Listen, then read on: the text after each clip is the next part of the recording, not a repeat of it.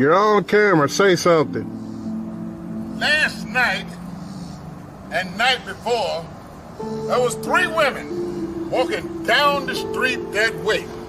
I saw them. I said, hey, you 3 women, why are y'all walking down the street that way? There's nothing down there. And they flew away. I said, oh, them were some birds.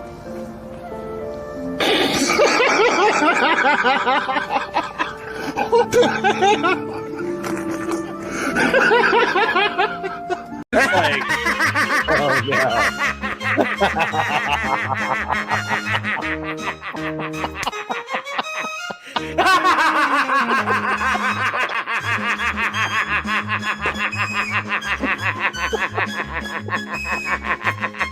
Holy shit. Jesus.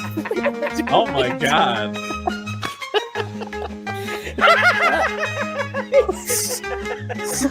Sit around thinking the same shit.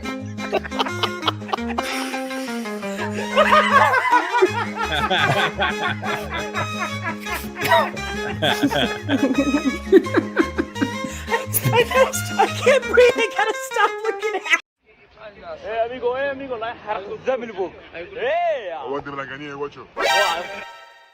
Is summoned by humans who are so far beneath it. Why can't humans be summoned by ants? The answer is they should be. Well, if a bunch of ants formed a circle in my house, I'd certainly notice. Try to figure out where they'd all come from and possibly wreak destruction there. That's why knowing and correctly pronouncing the true name is so important to the ritual. Imagine how impossible it would be to not go take a look if the circle of ants started chanting your name. And they're like, you can't leave because we drew a line made of tiny crystals. Now you have to do us a favor. And you're like, well, let's just see where this goes. Yup, you got me. What's the favor? And usually the favor is like, kill this one ant for us, or give me a pile of sugar. And you're like, okay. And you do, because why not? It isn't hard for you, and boy is this going to be a fucking story to tell, these fucking ants chanting your name and wanting a spoonful of sugar or whatever. And sometimes you get asked for things you can't really do. One of them, she's like, I love this ant, but she won't pay any attention to me. Make me important to her. And you're like, how? So you just kill every ant in the colony except the 2 of them. Ta-da! Problem solved. And the first ant is like, horrified whisper, what have I done? This is the best explanation for higher powers I've ever really heard. I was not very steeped in the comics. I didn't read any comics or do any research. I wasn't familiar with the comics. I wasn't familiar with the movies. We didn't lean into a whole lot of the history of the comic books. Yeah, candidly, we were not enormous comic fans. I wasn't super into superhero comics when I was a kid. I read a lot of like indie press stuff. First thing I was told is don't read the comics. Really? As a creator, they put you in a bubble. They don't let you talk about any of the other projects, right? You know, they're up for anything. We ultimately decided to redefine it for the series and thought that it worked better for the story that we're trying to tell. Did you ever read you've never read the comic? When the DVD comes out, I'm going to read a Thor comic book and just see where we went wrong. And kneel and be amazed at the touch of the black man. I bring life. Remember, kids, no matter how long the fight takes, villains never win.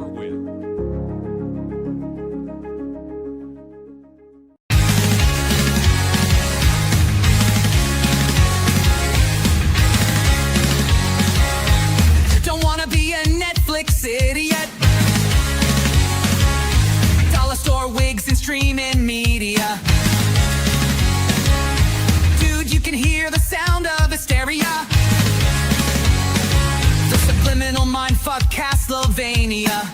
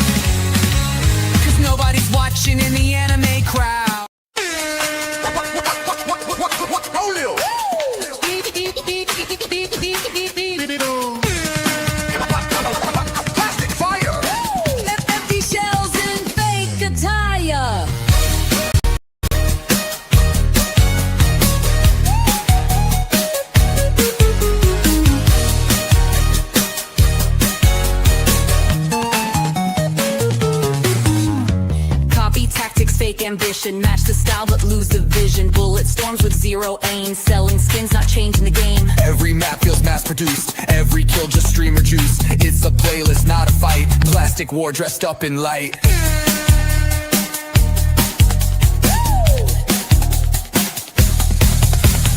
Clones of legends stitched with trend. Cash and branding, no real end. Echoes built to feel brand new, but no one plays it past week 2. It's getting old with a cloth with mold. It's getting old, so left just the branding sold. Like a script foretold. It's getting old. Could be Trump. Yeah. Trump. Oh yeah. Trump. Could be Trump. Yeah. Trump. Oh yeah. Trump. Could be Trump. Yeah. Trump. Oh yeah. Trump. Could be Trump. Yeah. Trump. Oh yeah. Trump. Could be Trump. Yeah. Trump. Oh yeah. Trump. Could be Trump. Yeah. Trump. Oh yeah. Trump. Could be Trump. Yeah. Trump. Oh yeah. Trump. Could be Trump. Yeah. Trump. Oh yeah. Trump.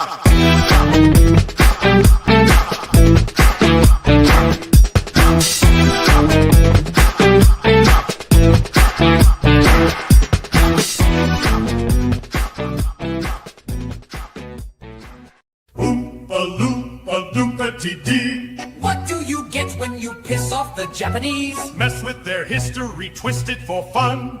Watch as your prophets are now on the run. Temples defaced, the backlash is loud.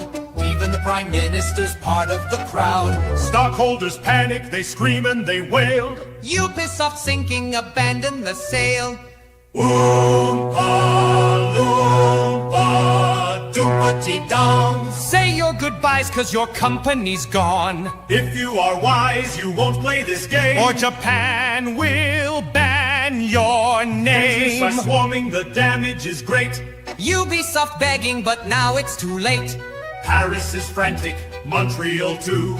Lawsuits are flying, investors will sue. Panic is spreading, no one is spared. Tokyo's empty, the office is bare. Oompa loompa doompity dong. What made you think this would not go all wrong? If you are wise, you won't take the piss. Or your stocks go down like this. Ubisoft dreams turn into despair. Job listings vanish into thin air. Nothing to sell and nothing to buy. Too bad you offended the samurai. Oompa loompa doompity dee. Next time be careful with history. You might have been saved with a little more thought. Now look at the mess you've wrought.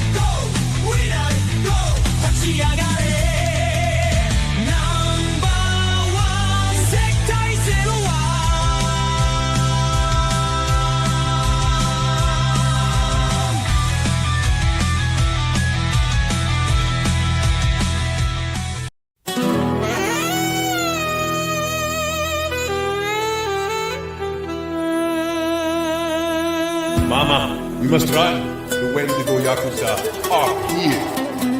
We'll be okay. We're not alone. Where did we park today? Cider took it to deliver those flowers. You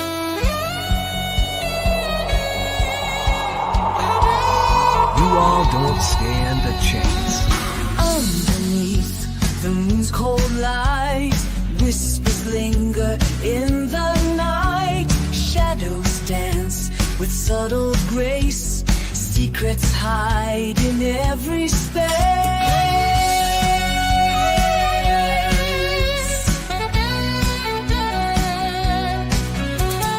Velvet skies and sapphire dreams. Cities pulse, electric beams.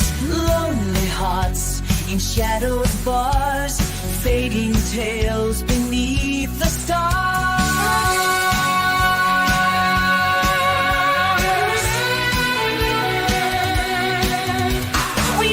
In twilight's tender glow, where time moves soft and slow, eyes meet in a silent song, in the night where we belong.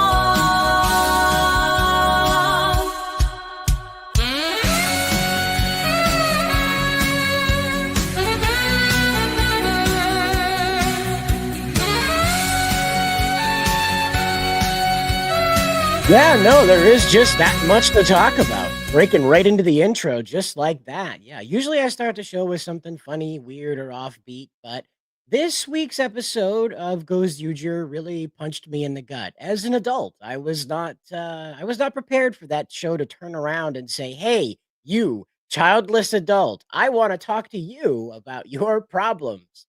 And that took me by surprise on this Japanese children's television show. Here to help me make sense of what just happened is the lovely Miss Nerdigan. Hi, Bounding, Black Shirt Army, and Kitty says hi too. Yeah, it's between this and what happened in Ranger Reject this past week. I'm talking about the manga, the anime. I got issues with that. Lots of content being skipped in the anime, which frustrates me. But like, yeah, it's the Sentai genre is getting really dark right now, and I love it. Well, this isn't so dark. It's one of those uplifting things. The characters you're witnessing in this photo, the man in the foreground is the Red Ranger, and the man in the background is his like evil rival person in this story. Is the bad guy, basically.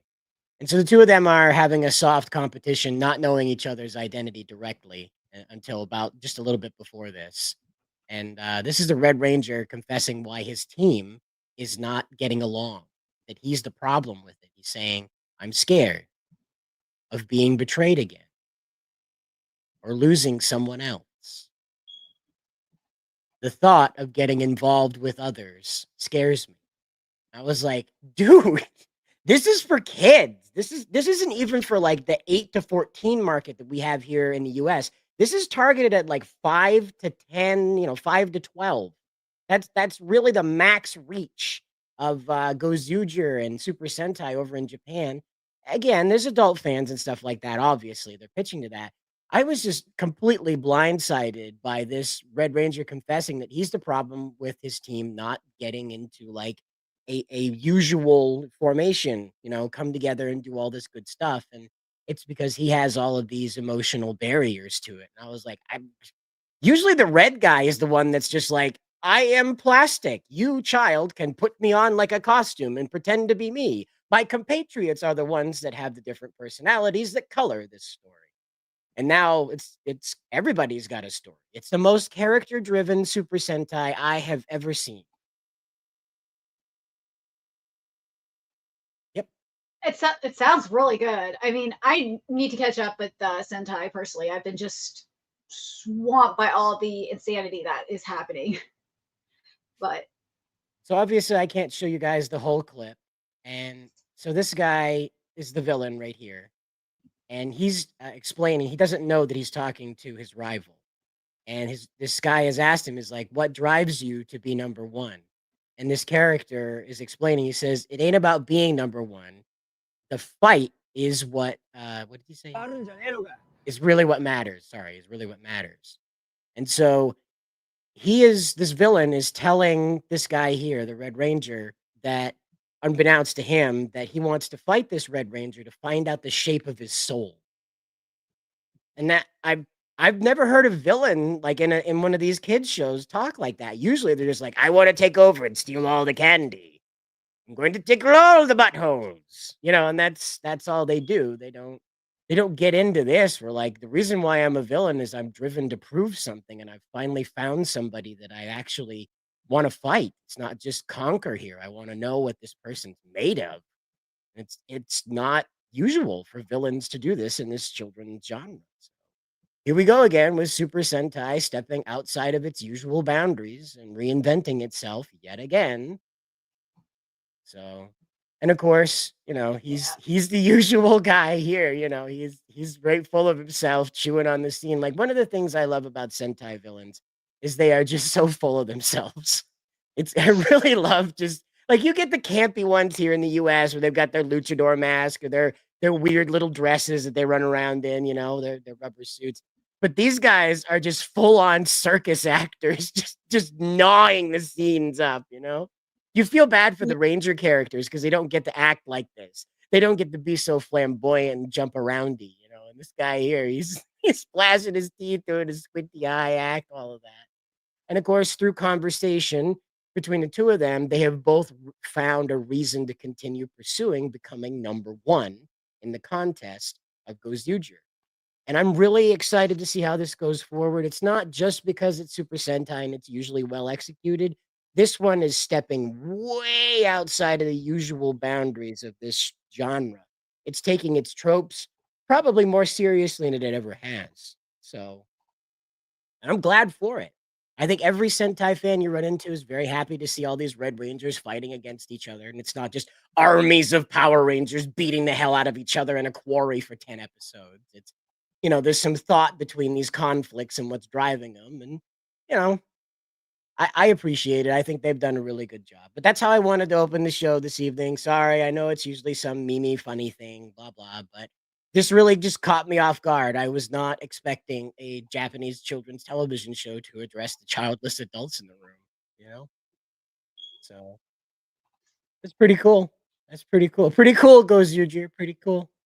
But speaking of adults who do have... before you continue, I was going to say, like, this kind of what's happening there kind of reminds me of what's happening in Zatchbell a little bit, or more recent Zatchbell too, where you had one of the characters, Barry, like wanting to fight this creature called oh god, what was it called? I can't remember off the top of my head.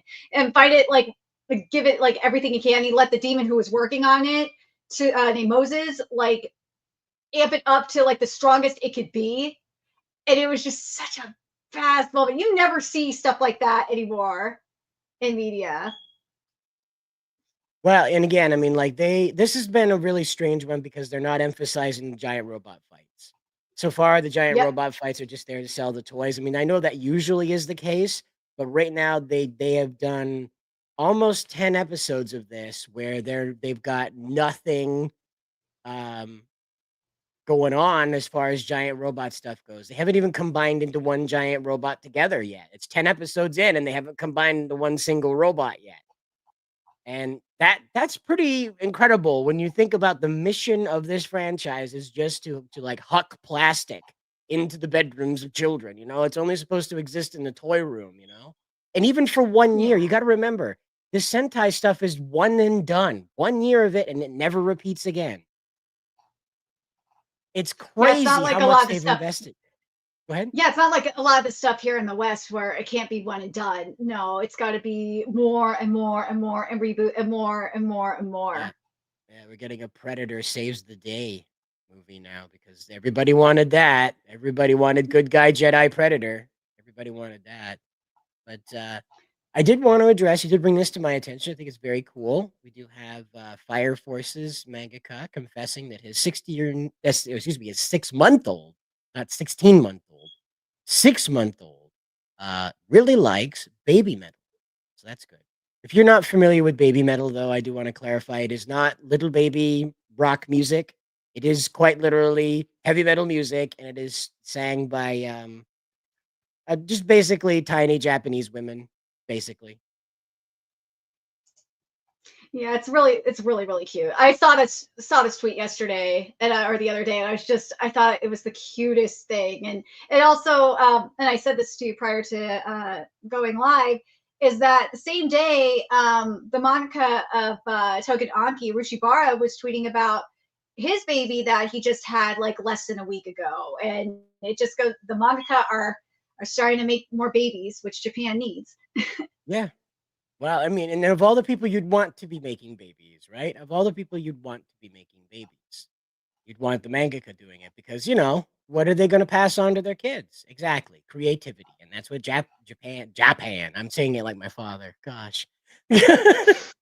Japan, that's what Japan needs these days is creative people. Not that it doesn't have them, but it just doesn't have a lot of people to begin with. So the more creative ones you can make out of what little you have, the better off you're going to be.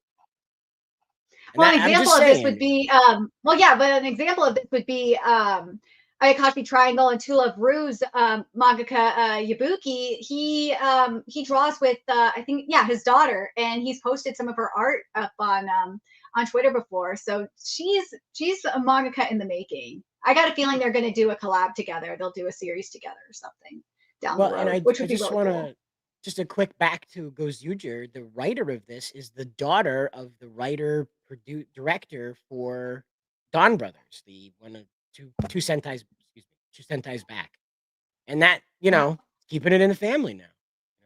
We also had the son of the original stunt actor in Kamen Rider become the new, excuse me, not the stunt actor, the actual actor, the son of the actor that played King Ranger in O Ranger. That's the one that became Zeo over here. They had Yeah. Tommy had the star on his face. That one, the son of the Gold Ranger is now playing the Gold Ranger again in these new Sentai movies that feature him as a space adventurer. So, I mean, when we talk about reusing things, we have a new Predator movie that's just like, what if Predators were the good guys? And then over in Japan, they're like, what if this immortal character actually was immortal, got bored of being on Earth, went back to space, and kept kicking ass? And I was like, okay. I mean, that's Japanese as fuck. Sure. He's bored of this. He's bored of Earth. There's peace on Earth. Fuck this. I gotta go find some shit. It's like that meme of the warlord. It's like, I don't want peace. I want war. Always. And that's what King Ranger did. He just went off into space and he was like, hey, space sheriffs, do you need another shiny companion? And they were like, sure. Do you like turtle wax? Yeah. So I'm sorry. I just Japan's doing their best to keep everybody together despite the growing gap between the elderly and the youth. And it's valiant. It's in just about everything that they're doing right now. But I did want to take a quick aside here because we were talking about Days Gone By. And how about an incredible addict find? This has been taken over the internet for I think a couple years now, and I finally found it on Twitter. So this is shot on Shidio, shoulder mounted, camera, RCA camera. You remember these things? These things were like 40 pounds. You had to be quite a fella to be walking around with these things. But let's go back in time. Oh, hi. We're at McDonald's. This is young Michael Bay. See? McDonald's. It's not really Michael Bay, but you'd believe it. And we're fixing to go inside and eat breakfast. So. Whoa, he's got breakfast, bro. You believe it? Whoa. So he's got the Crew. I think it's a Motley Crue t-shirt he's got on here. And looking at all the cars in the background, like you forget every now and then that it's not just an old McDonald's and somebody's using a camera until you see the cars in the background. So just watch the cars in the background. Look at them. There's inside. Look at that. Here we go. Wait until we see the prices. We're carrying. It's going everywhere but me. He said, but great camera-ing. It's going everywhere but me. And I was like, oh, wow. It really got away from us. It really got away from us. Yep. And we're waiting in line. You remember lines? I want to look at the menu. Okay, we're gonna show this I again remember when those Jacob days. and Spencer. Right, we're gonna show this again when Jacob and Spencer gets here. But I want you guys to like think about what you want to say when they get here to talk about this, because this is a crime. This is a crime. You have to pay like almost $15 for most of the things on that menu now. Crazy. I Yeah, remember when chicken you could nuggets. get. I remember when you could get hamburger for like 29 cents and a cheeseburger for 39 cents. Like it was on Wednesdays or something like that. My mom and my dad would take my brother and I to the McDonald's by our house like almost every week for that. And and the McDonald's by my house had one of the play structures too. So we would go play in the play palace and have our burgers and chill. Back before that became too expensive for the corporation to tear up if the McDonald's went out of business. Yeah.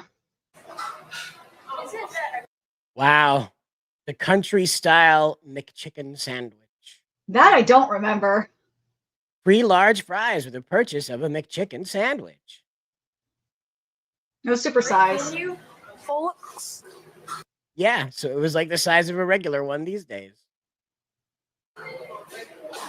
Whoop, whoop, whoop, whoop, whoop, whoop, whoop, whoop, whoop. That tickled my nostalgia. Look at that. The DuckTales toys. Yeah. Yeah, you remember when that was in McDonald's? I don't. I wasn't born yet. I was a baby in '89, so my mom. I'm trying to remember if my parents got them for me or not. Anyway, to save for later, but Yeah, it's pretty crazy. Think about that, to go back in time like this to. I didn't even live in this time. I'm like, oh, I recognize that. So you got your salad, your fries again, because this kid likes salad apparently.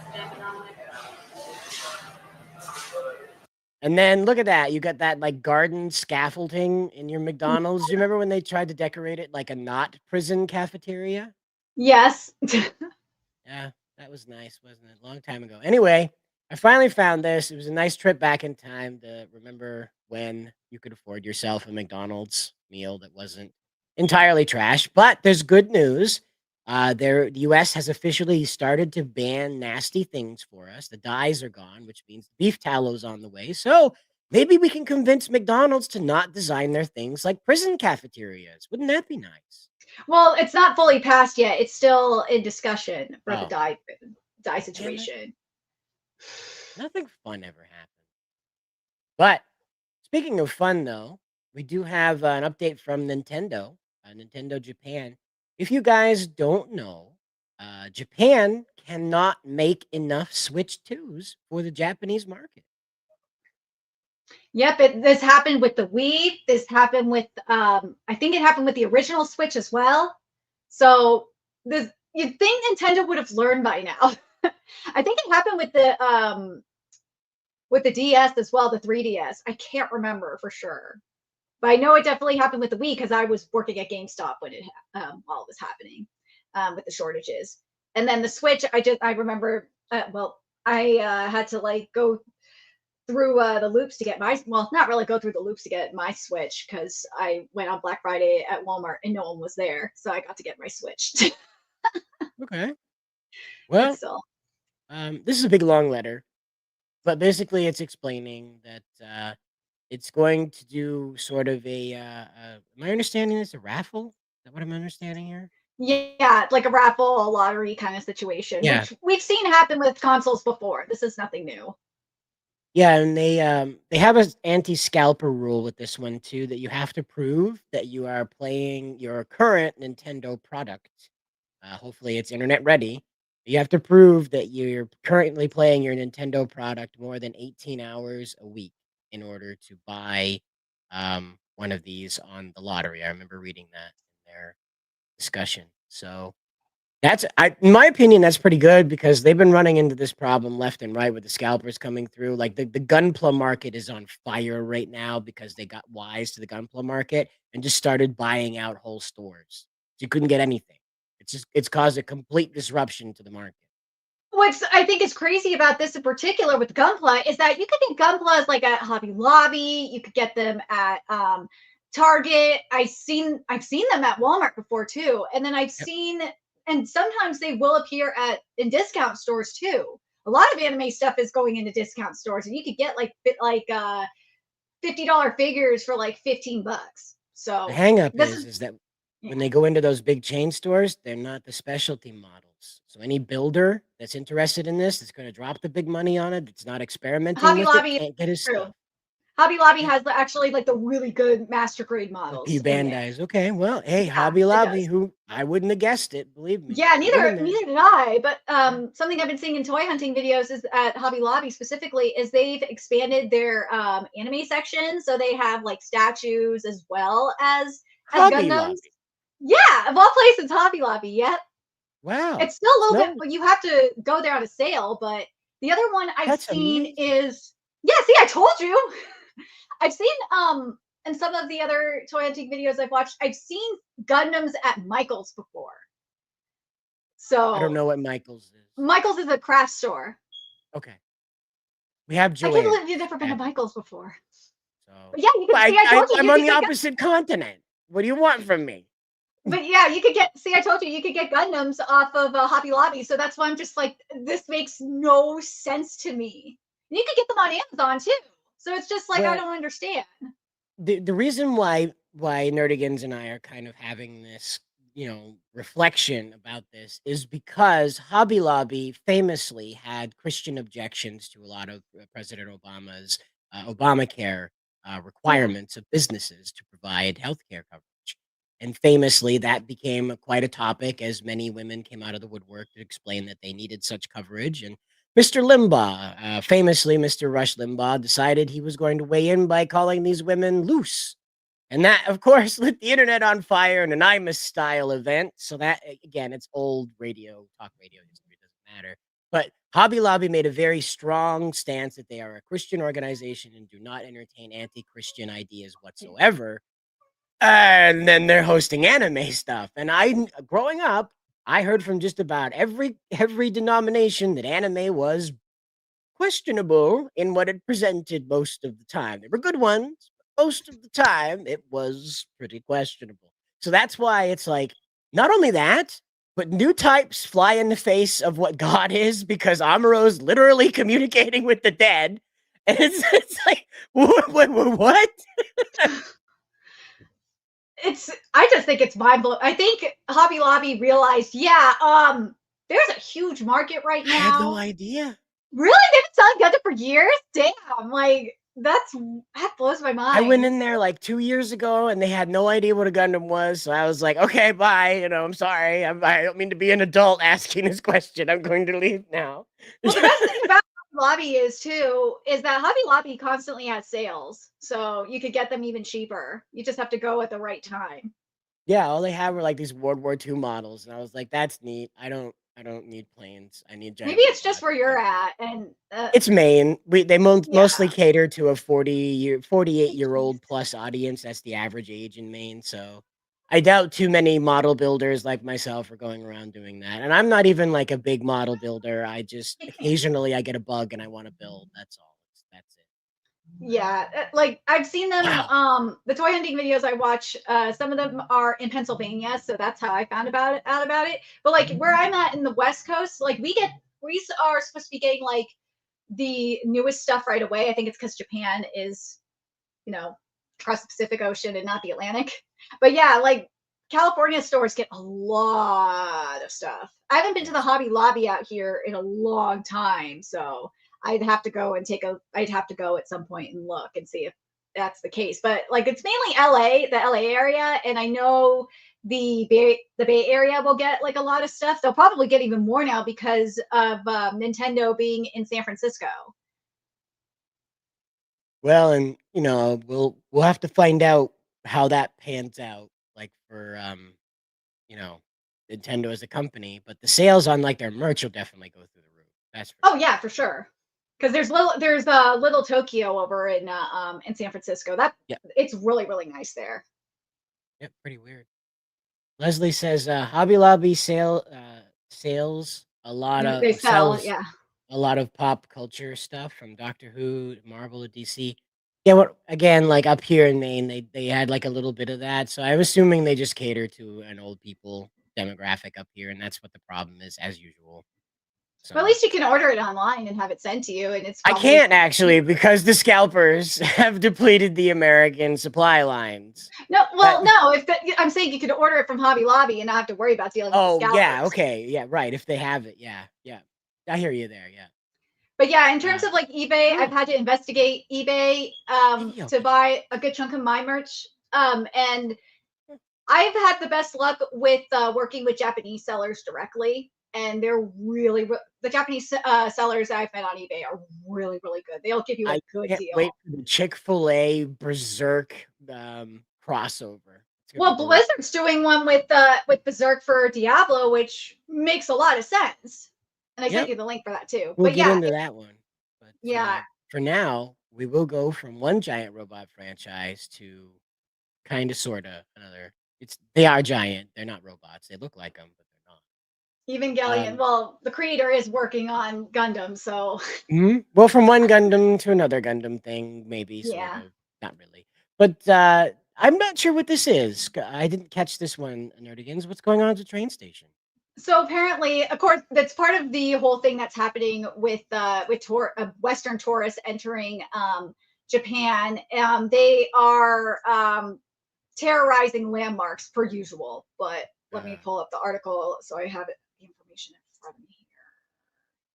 Well, if you don't know, yeah, I have it in front. I'm pulling it up in front of me here. But yeah, here it is. There's a statement from Temuyu Hamanoko Railroad, which operates the station. And they had to take to social media to warn fans about trespassing at the station. And the company posted a message urging people to stop entering the station outside of designated hours. Because with this particular station, it plays a significant role in Evangelion 3.0 plus 1.0 Thrice Upon a Time. And yeah, there's a bit of misguided fans going in. Like the staircase in that one about the red thread. Yeah. And then this is the statement that says here. It says, there are so many trespassers in the depot that it's a real problem. Recently, they've been there every day. And the railroad... Are they flash mobbing it? And the railroad also clarified that the station has set times when tours are available and asked people to respect those hours. But yeah, it has to be, yeah, that's why it is. It's because it's the location called Village 3 in Evangelion 3.0 plus 1.0 Thrice Upon a Time. That was the latest one. Yeah. Okay. It was 2021. And that's the one that ends with Shinji and Mari? I believe so. Getting together? Yeah. Yeah, because Shinji grows up. Yeah. And again, so they're going, wow, of all the Evangelions to emulate. Well, I suppose there's no giant blood lake full of giant Ray body parts, so I guess they can't compare. But you're missing out on it, Japan. Come on, you're missing out on it. That'd be one hell of a message to send to the aliens when they show up. We saw you coming, motherfuckers. Oh, this is where it gets better. There's a replica of the Sphere of Longness. Was placed next to the track. Sphere of Longinus there. Okay. So there was one of the spheres was placed next to the tracks, and that kind of made things worse. Why on earth? Imagine you don't know this, right? Imagine somehow Evangelion has escaped you, at least the iconography of it. And you're just riding your train, and then there's like a devil fork just poking up out of the ground. And that's what, because again, it is like red painted shiny metal that's wrapped around itself, but it's not weaved into something solid. It has that weird anti-gravity part down the middle that makes it rigid despite not having any point of rigidity. And so you're just going along, there's like a spring-loaded devil fork hanging out beside the side of the tracks. Like, I don't know about you, but I at least would have put like one of the Avas holding it, you know? But yeah. Oh well. It's no weirder than when they send Super Sentai characters out to promote a mall. It's very bizarre. But yeah, again, like this is going to continue happening as Johnny Sumali, I said that right. Johnny Somali. Johnny Somali. Yeah, okay. I wanted to make sure I didn't have it like Johnny Madagascar or something. So anyway, that guy, even though he's stuck in Korea, he has set the tone that the Japanese people won't bother you.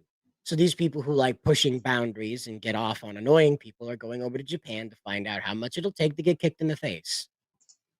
And I don't know how that's going to it's going to work out, because on the other side of this, the thing that we keep kind of like skipping around with this is that there are we have I'm trying to think of his name. It's Yoshida, I think his name is. It's the senator. Yeah, the Japanese guys. The Japanese guys over in Yeah. Yeah, I got his video right here. If you wanna, there it is. Pull it up. Assassin's Creed is still a topic in the Japanese national diet. Speaking of intruders into the Japanese culture, yeah. Turn his information up. Hold on. It does this every now and then when it gets the subtitles. Goof. Yeah. The options and auto translate and hope for the best, and then find English in all of these bizarre languages you've never heard of before. I was waiting to find Klingon in all of this. So, once again, this is Google Translate, so it's going to be really fun to find out if it's accurate or not. If they suddenly start talking about tentacle porn, we're probably going to go away. All right, we're going to. As you can see, male pattern baldness still plaguing Japanese men all these years later. Doesn't always translate. There it goes.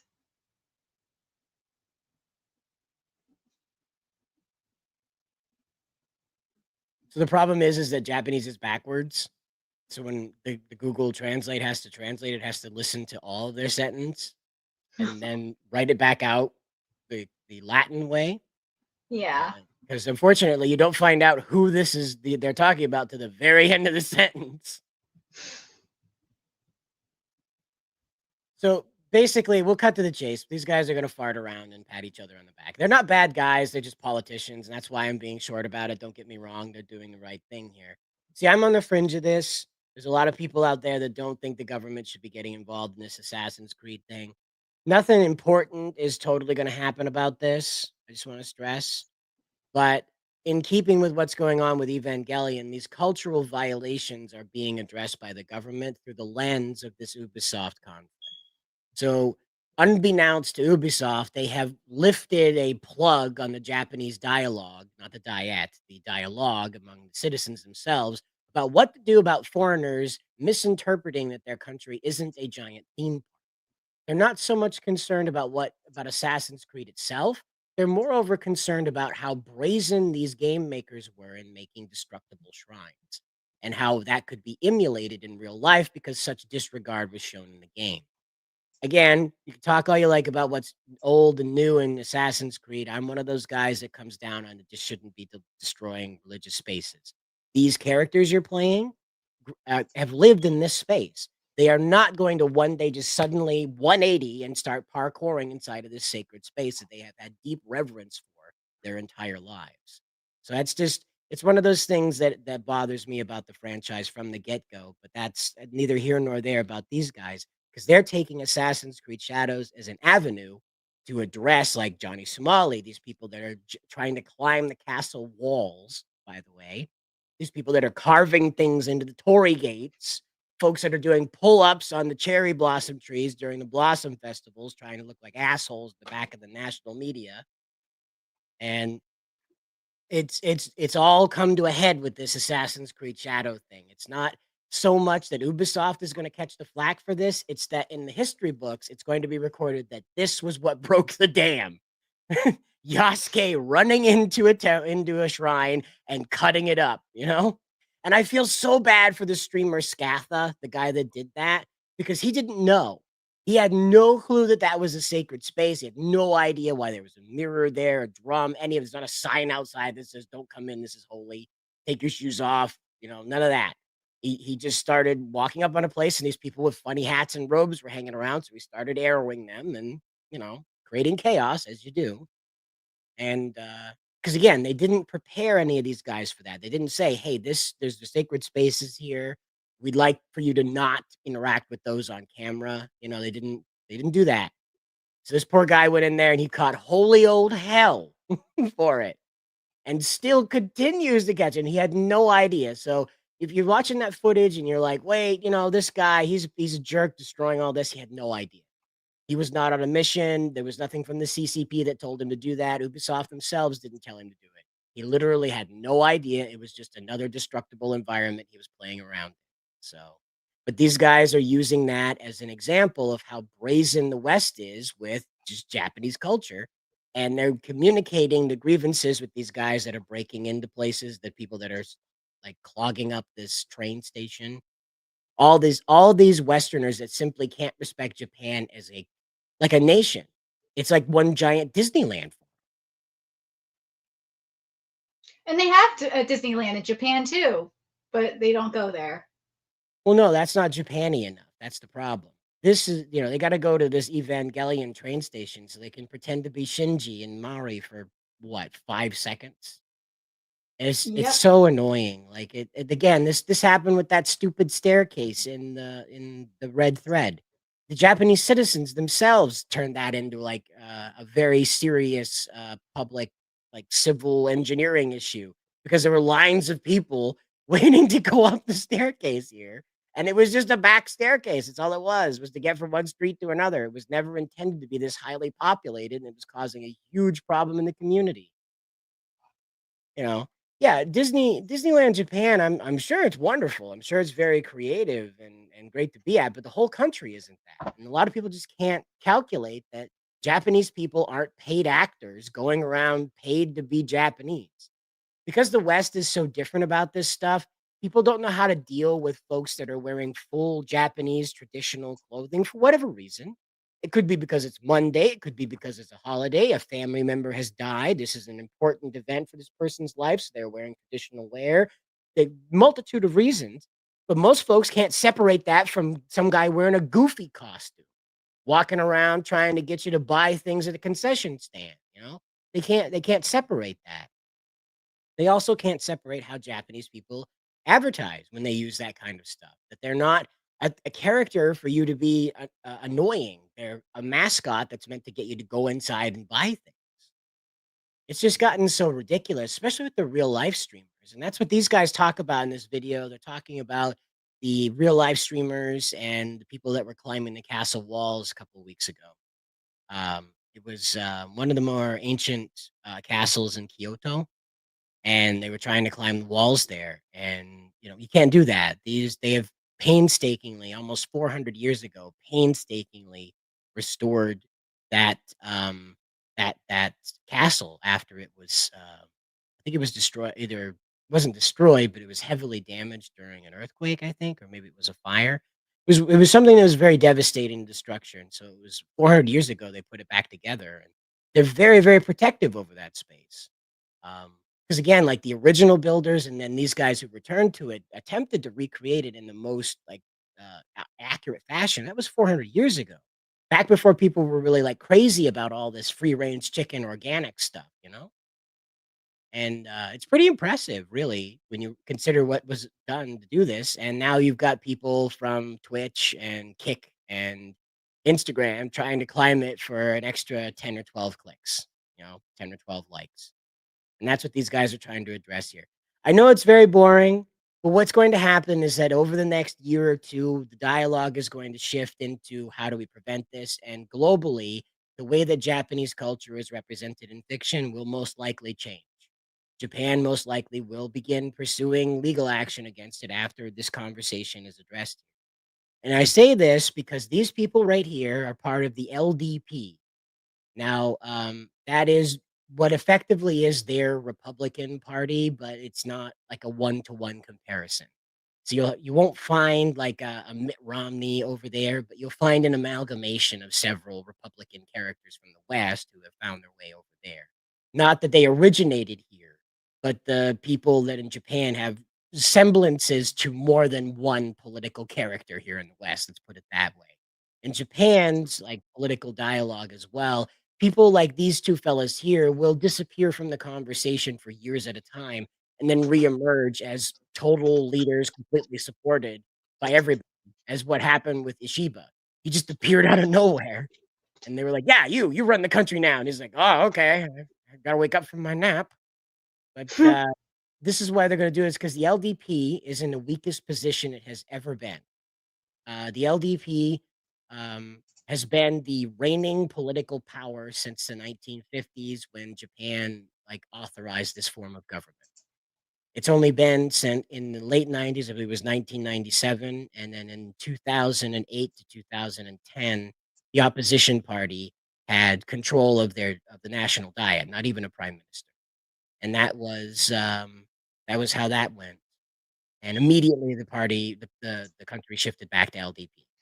Now, to be clear, LDP is Shinzo Abe's party. To be clear with you, but to be honest with you, they're very split. There's factions in there that absolutely hate each other and have completely fundamentally different ideas, but because their fathers or grandfathers were party members, were LDP party members, they are LDP party members. It is, despite not carrying a lot of the values that founded that party. So it's a circus tent. It's not a big tent. It's a circus tent. Everybody and their brothers underneath there, and they've got all the animals.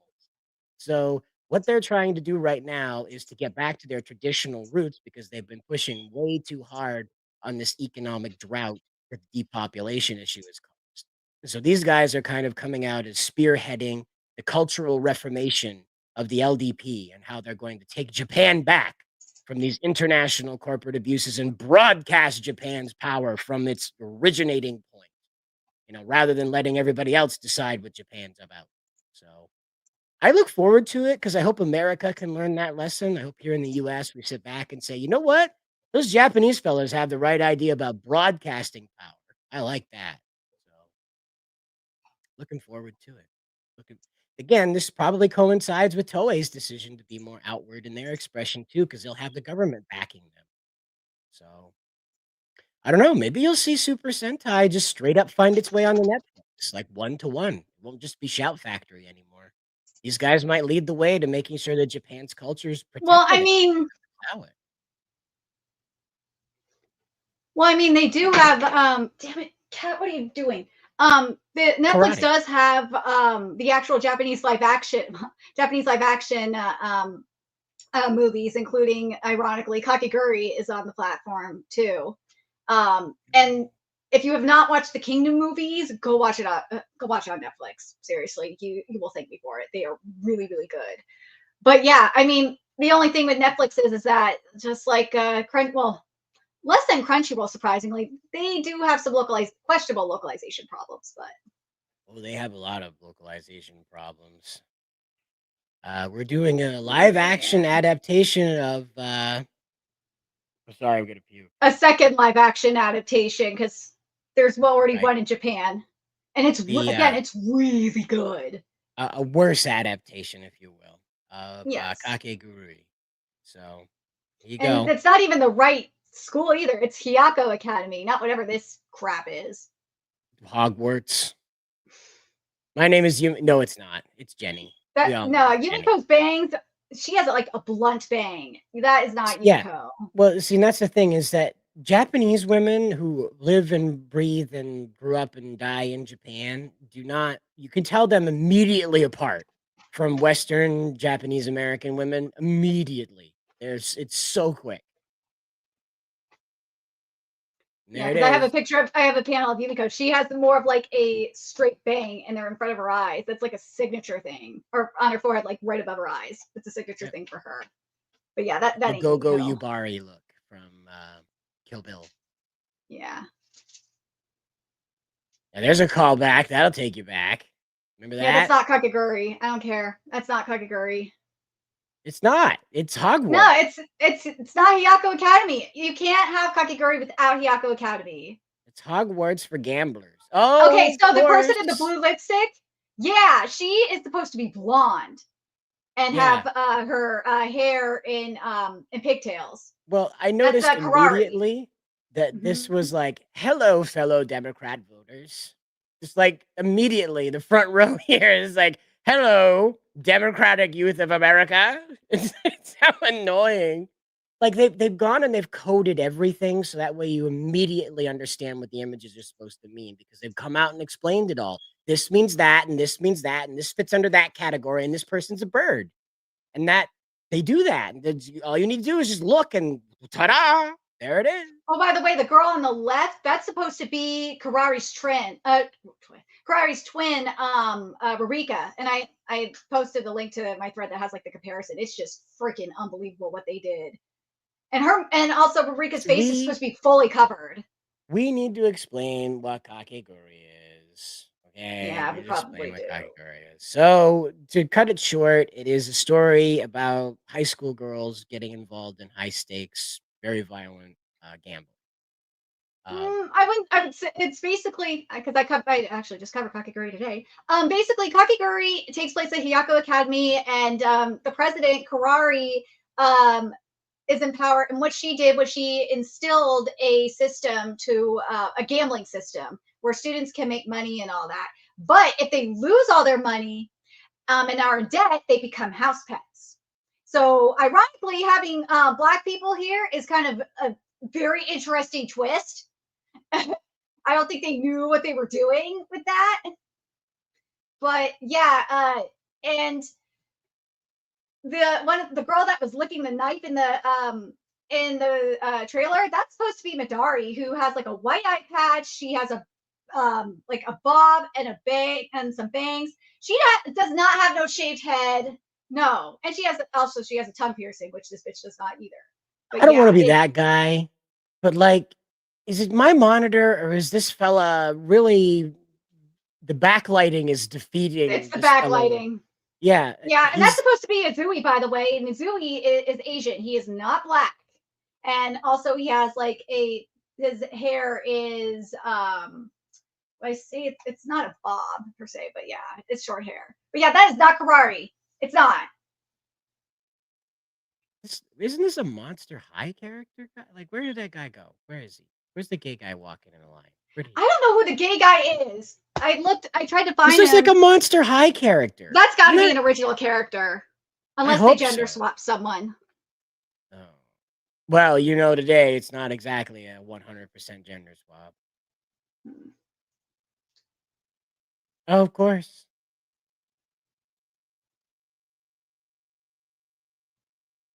Yep, there it is. I don't know who the fuck that is, but yeah. But yeah, so there you go. There's that. We can't play the audio, obviously, because that's not good. Oh, there's a blunt bang, but still not right. It's too blunt. Well, it's clear that they filmed this in 2 stages because her hair's in a different position than it was. Yeah, but that is not Midari. That is not Midari. No. And that's not Kuraba either. Yeah. Oh, and apparently they race swapped Mary as well, and she's a fat Black girl. And I'm like, what? Really? This is gonna be lesbian fan fiction. That's what this is gonna be. Wall to wall lesbian fan fiction. You can make a shit ton of lesbian fan fiction from Kakegurui. It gets really hot. But yeah, this should just have been its own thing. It should have had nothing to do with Kakegurui. Well, and we'll take a look at your thread too in order to do the one-to-one comparison. Now that we've seen what they had to offer here, we'll jump over and find out what they screwed up. Yeah, so that's Karari and Rika. They're supposed to be twins. Now I have to ask, this mask originated in the West. Okay, this style of mask originated in the West. I believe the French were the first to popularize this with their jesters. They were the ones who wore the face mask that was split, and then the people in Venice had their masquerade mask that they wore during their celebrations.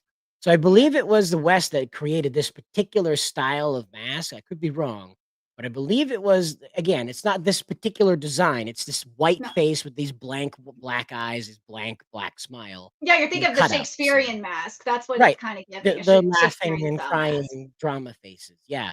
So how do you go from that to I have COVID? That's what I want to know, especially since that mask actually serves a purpose because, and I'm gonna spoil Kakegurui, sadly. Oh no. You should be reading the manga anyway. It's so good. Basically, the Momobami family is really, really fucked up. And even though they're twins, only one of them could be the head. And then the other one had to basically be like their mirror. And they essentially can't exist, so to speak, as an individual. So that's why Rurika wears that mask to mask her individuality. And then later on, she does take off her mask and confront Karari in the election arc, which is really good. But yeah. And again, we go from sadistic, blonde, blue-eyed, sadistic girl to, I don't know, like, what was that Disney movie where the daughters of the villainesses were good guys? Oh, Descendants? Yeah, it's like the chicken descendant that couldn't make it all the way, or like what was that other? The right uniform either. They're supposed to be like all red and with black. They all wear the same uniform. This is not it. But wait, are they wearing those ones before they go gambling, and then they make them wear the red ones? Because here in the West, when you work for this casino, you wear red. So maybe that's why they did that. Like you're in the casino now. That was the kind of costume change. That way, people idiots could be why could tell. they did that. Yeah, it could be why they did that. But the thing is though, is they have characters like Bruna, which if you go to the first tweet, they race swapped her. Just scroll up a little bit higher, and you'll see what I mean. That's her. Yeah, she is the one that's in Hold charge on. of Wait. That's a girl? Yep. Nerdy. Yep. Come on. They ruined Bruno because Bruno is an adorable lolly. And they ruined her. Adorable character, yeah. Well, she's an adorable psycho lolly, but yes, she is still a lolly, and she is cute. And it's like, dude, what the hell? What did you do? Oh, yeah, okay. Yeah, it does look like Deadly Class. So they completely screwed this up. They could have done like the posh version of like, oh no, I just slipped out of my head. It's the one that has the robot and it's the classroom where all the boys are fighters. Are you they're like, trying to think. They have the robot in it, and he's just Roboto. Oh yeah, I think you're right. And that's all he is, and he's just like a trash can with arms and legs, and that's. But that again, like they could. Why is this so hard for them? Like again, I'm only freaking out over this because, okay, let's say that they stuck Lady Gaga in this costume.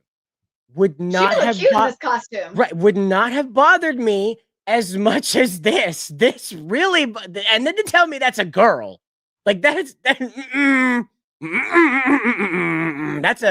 a Rachel Maddow girl for sure. Yeah, that's a Leslie Jones girl for sure. There's This I don't understand this. Like, what was the decision making in this casting? They sat down at the table and they said, how can we 180 this so hard people won't recognize the character until we literally tell them that this is that character? It feels like Death Note, doesn't it? Yeah, right. Like when L walked out and he was just dressed up like a paintballer. I was like, what happened? Where's this? Light was just like a ugly ass emo dork. kid. It's like, what the hell? Light is really sexy. He's a fat emo kid. I was so annoyed with that, and then he turned out to be a complete like sissy on top of it. Yeah, that's not Light. Nope. No, that is Light's not who Light's a sociopath.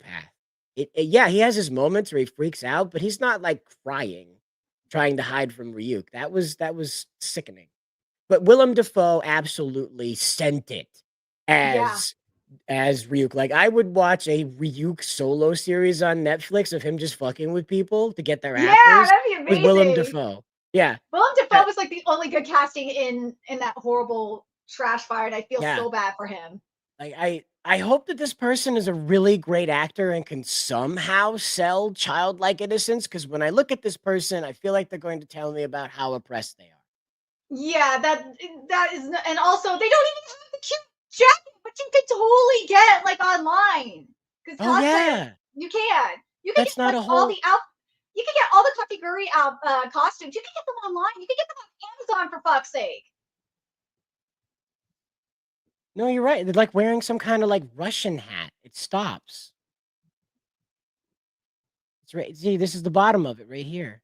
Yeah, and then the characters goes all the way to the. What is this? Is a rabbit, right? Yeah, it's supposed to be a rabbit. It's cute. What is this? That I don't know. It's like a That is Russian something hat. that's something you go wear in the snow. Oh well, there'll be more. There'll be more. So we've got this spectacular And then Midori. character here. That's not You'll her. note that there's a distinct difference between these two ladies. One is shaved headed. She has a mohawk and she's fat. I'm not sorry for saying that. She is fat. So the other problem I have with this is like when they go and cast people, you know when they do this in Pirates of the Caribbean, Yes. they will determine what a character is and then go ahead and put a face to that. We don't have to worry about that with anime. But what they managed to do in Pirates of the Caribbean is take a ride, right, and turn it into a franchise. But all the characters seem to fit. Yeah, Everybody they look like isn't they're in that universe, and it looks like you could see that, and they have been on the ride before. right. Some of them have, yes. But either way, when you view these characters in the movies, they're not meant to usurp your understanding of like what a pirate is, what a pirate does, how these seafaring folk got along with each other, how these squid-faced pirates who were obsessed with Callisto got along in life. And then you have this that's clearly like missed the bar. Like when you're trying to translate anime, one of the things that's always been bizarre to me is why are we trying to stick so many white people in it? I don't understand. Like I get some, and I get some African people being in it too, African Americans, African English, whatever they are. I understand that, people find their way into it, but I just don't understand why like we have to wall race swap almost every character. It should be the other way around, where we've got that main character with the cut off bangs there being, I think, the only Asian so far. That should be the other way around, and that there's only like 3 or 4 characters that are not like Japanese in their appearance. Again, like that would feel germane to what you have anticipated, and that's why this shot would not look so jarring. Like it's from when I first looked at this, when we saw it in the trailer, I was like, whoa, this switched over into one of those Imagine Dragon music videos. Oh my god. Like I legit had like a flashback to a Fuse video of when they were doing the New Age thing where they're fighting all the Muppets. They have the Muppet Fight Club. And I was just picturing some woman in the corner doing that with the eye patch and everything. And I didn't think of anime at all. And that's the big problem with this, And you know what really, I watched a movie the other night that really surprised me. It was Bullet Train. Did you see Bullet Train? I've not seen Bullet Train.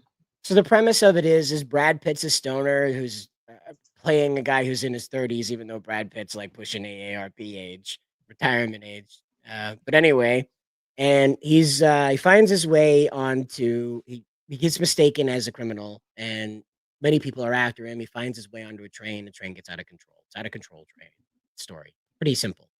But most of the characters in it are Japanese. And it clearly had like Bullet Train was surprisingly great. Thank you, Troy. Yes, it really surprised me because like all the previews were like, oh, it's just going to be another Hollywood misinterpretation of Japan. But no, somehow, apparently the Shinkansen mattered so much to them, they wouldn't let them abuse it enough to like hurt its reputation until the end of the movie when they rammed it into a village at 90 miles an hour.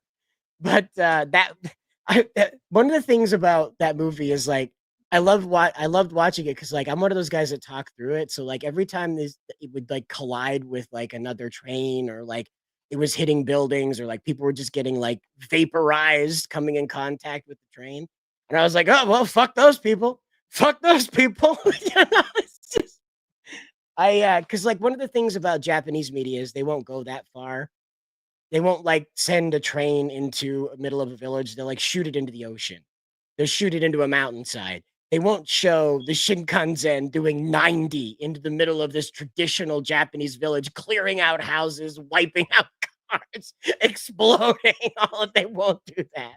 It's a Godzilla movie. They reserved that for it. So I actually have the Japanese live action cast. It's the images of them here. So when we're done looking at that, they look you'd never know.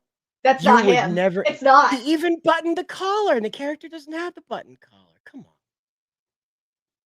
Or is that just a screenshot from a certain? That must be a screenshot from a certain episode. Oh, yeah. There we go. And then if you go down, I have the race swap of Barry. If you click the next tweet down from that. So that's Yumiko, by the way. So that's what I mean. You see what I mean about the bangs? Yeah. Yeah, they're down below her eyebrows. Yeah. But yeah, this is Barry. They race swapped her from a white person. And there's the live action version, Japanese live action version doesn't have blonde hair, mind you, but still it's like, and also notice, and you'll see it when you show the link I sent you for the movie info for the Kakegurui live action in Japan, is that they're wearing the actual uniform, not whatever this is. Timu Carlton Banks. Carlton Banks. No. So I like one of the things that's popular in Japan are the Harajuku girls. Yep. And oh no, I've got that name wrong. It's the girls that paint themselves up to look like they're black. The Gyaru. Gyaru girls, right. And what I don't understand is why they didn't find a girl that is of either African background or whatever that participates in that. Because she would have looked much more comfortable wearing a blonde wig or blonde extensions that would have brought her closer to that character and obeyed the skin tone that they wanted to represent to people while also being Japanese. Then you would have outcry from the community about whitewashing and crap. That's what will Oh happen. yeah, that's right. They could have just cast it. This is like one of the roles where I would be like, okay, you could cast a blonde hair white actress here. It would work. At least do blonde extensions to put some streaks in there, like blonde highlights. Like, gosh, you'd never know it's the same character until somebody said, "Hey, yo, Mary." Never would have put it together. Again, like the character in the Japanese version, I still wouldn't have connected because of the lack of blonde hair. It's one of the things that gets me about the Japanese productions too. There's so many people. Karari had blonde hair though, and you'll see it. That's what I mean. The thing though, it's like it's weird. Some characters will do the blonde hair for, and others they won't. And Mary is one of those where you kind of have to have the blonde hair.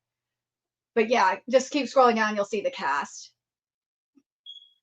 Just keep going. It's past the production notes. Here we go. See, there they are. There you go. There's Mary, and then above her should be Yumiko, I believe, or Suzui. Yeah, that's Suzui, and that's Yumiko. See, Yumiko looks like closer to her manga counterpart. Suzui actually kind of looks like Suzui. He kind of does. The hair is what's really giving it for me. And also, because they are wearing the red uniforms. They look a little old. That's all I can say is they look a little old. Yeah, but it's hard to believe that they're 17 years old. Like this guy clearly has a mortgage. You're not going to tell me.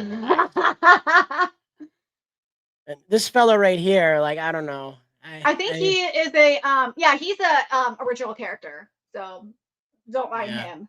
But like when he showed up, I was like, wait a minute, that's a comic writer.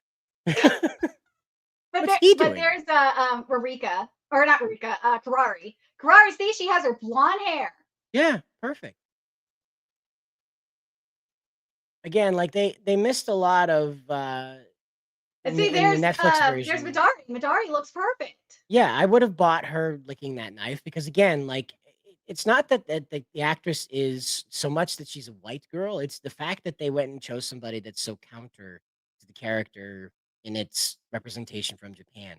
The red, like that hair that looks like a mess. Like Aloy. Looks like Aloy's hair from you were talking about the what? Yeah, I was thinking that too when I saw her. I was like, oh my god, it's come on, look at this. This is perfect. Jacket. And they went and found that they them person. She looks really cute, doesn't she? She looks like she could be a cute little lolly with her hoodie, and it's just adorable. And then Netflix. I don't understand. Netflix makes no sense sometimes. It really is astonishing to me how they managed to pull this one off. Like they just try to process for a minute decision making when they saw this already existing. They knew this was out of the world. Yeah, they know that it exists too because it's on their platform. Ah, Spencer, it's awful. They've ruined Kakegurui. You're muted. We can hear you, bud. All right. Here we go. Spencer will be back. He asked to take a minute and have a breather after being introduced to the Netflix atrocities that have been unleashed into the world here with the fourth impact from Netflix. Like, these will be considered by history as like cultural offenses, you know? Like, these were attempts by Netflix to try and start a war between the US and Japan. But it is kind of unnerving that they chose to do this instead of going toward AI, right? Because as I've demonstrated on the show here, you could just AI this stuff. It's not like Netflix doesn't have the money to do this, and AI is not where it was a year ago. You know, so I just don't understand why if they can't bring themselves to cast a Japanese cast and invent one. You know? Well, I just can't help but think of this quote from today's Kakegurui, which one of the alumni, she's psycho as hell. She said this. She said, "All you got to do is control people with money. That's the idea."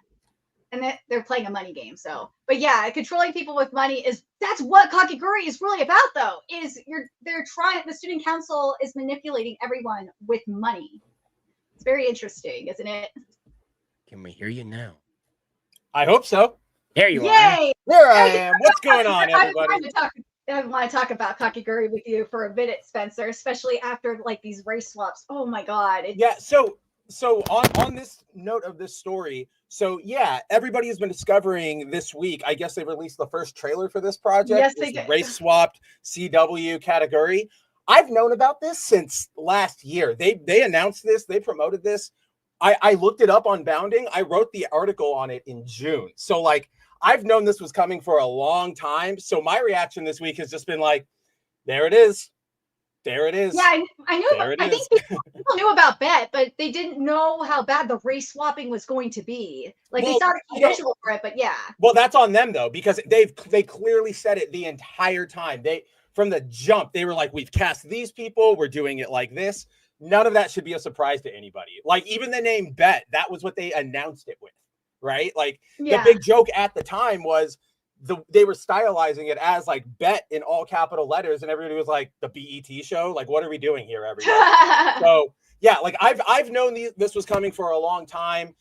It's almost I'm gonna be honest, it's almost a little nostalgic because like I don't remember the last time we got like this brutal of a or like even a Western adaptation, right? Like we're still getting bad ones, don't get me wrong, and we still get really weird choices here and there, but this level of like Netflix memery, like Death Note level, it almost feels like we haven't seen this in ages. So like I see this and I'm like, aw, you're like 5 years late to the party. That's so cute. How's it going? Yeah, the last time I think we saw this much of a backlash was with Cowboy Bebop. I'd say Cowboy Bebop. Death Note. That's the thing. So much crap has come out over the years. Everything sort of like runs together. I couldn't tell you the last specifically bad. Like I'm sure the chat's got us. I'm sure they're lighting up. But things on the level, and we don't mean just like, you know, what was that Gundam that just came out, like Requiem for a Vengeance? Oh yeah, like, that was It wasn't awful, but it wasn't great. Like, but it was just there. Oh, the face tattoo Gundam. Yeah, exactly. Super Westerny Gundam, to the point where like my dad, who was a super, you know, he was in the army, he's an Eagle Scout, he loves military stuff. He cracked open Requiem for a Vengeance randomly the other day and was like, "You ever watch this?" Blah blah blah. And I was like, "It's cool, it's fine." He's like, "Yeah, it was all right, but now I want to watch like what actual Gundam is." But I digress. I like to that point, Nerdigans. That's what we're looking for here, chat. Not just like, oh, you know, Requiem for a Vengeance is weird, but we can kind of ignore it. It's its own thing. I mean, like your Death Notes, your Cowboy like insults to the source material, your bets. I mean, like looking at the source material and just going, I really just want to use the names, right? Like that's. Yeah. I can't genuinely remember the last time we got something that brutal. Even that Saint Seiya movie, right? Like from that Saint Seiya movie was bad, but it was bad. It was at least one of the characters looked like, I mean, Seiya looked like Seiya. So it's like, and they like that. That's the thing with that movie, right? Like they tried. I can't give them an A for like the project, but I can give them like a B for effort, right? It's just you guys. I see, like they tried. It was just bad, right? Like we've all been there. I can't be mad at it. I work with AI all the time, guys. I'm sorry. Of course. I'm the devil. I'm the AI devil. Okay, that's how it goes. But anyway, this right now my brain's like, I'm fighting my like inner troll to turn this into Black Han Solo. Gets pulled down into the car. Oh, that's pretty funny. That looks exactly like it. Yeah. Oh And if I could figure out how to get Ryan Gosling into it, I could probably blow up the internet and making them think that this was leaked footage or them this race swapping Han Solo for Ryan Gosling. No, what you should do is like the entire trailer is the exact, like make a fake cut of the trailer and it's the entire same thing. And then when it gets to that moment that's in all the trailers where it like fades to black and then you get like the last stinger line and then it shows the logo, like we all know how that goes. Cider, you cut it there where it fades out because it does it in this trailer. And then you cut to your AI thing here and it's him doing the like Han Solo lower down and you have one of the female characters and she goes like, I love you. And he looks over and he goes, bet. Boom, and then boom, like the logo drops right there. A bunch of confetti comes out. Yeah, exactly. But it's trans confetti because he changed his gender in there. Instead of being imprisoned in carbonite, he comes out Scary Spice. God, like I can't with this. It's just so bad. What it is, and this is so.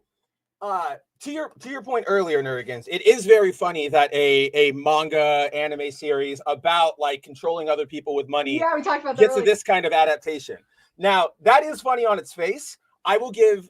You're not wrong, and I do agree with you. I give one pushback here because how do I put this? I don't think like Netflix goes over to whomever the mangaka is, and you know them off the top of your head more than I do.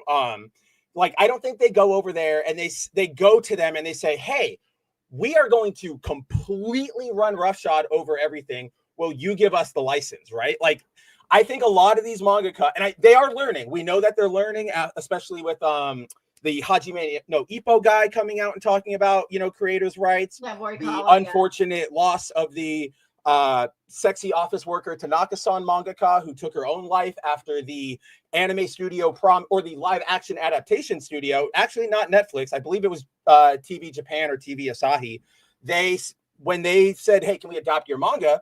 Which for those of you who don't know, because I am admittedly sort of running through this a little bit at high speed because I'm trying to get in that streamer flow, but sexy office worker Tanaka-san was a kind of, would you describe it as like a humor slice of life, Nerdigans, right? Yeah, it's like a slice of life, like almost like rom-com in a sense, because it does have its Yuri's moments. But see, yeah. I didn't know if I wanted to explicitly label it a rom-com, but it does have, like romantic comedy moments in it.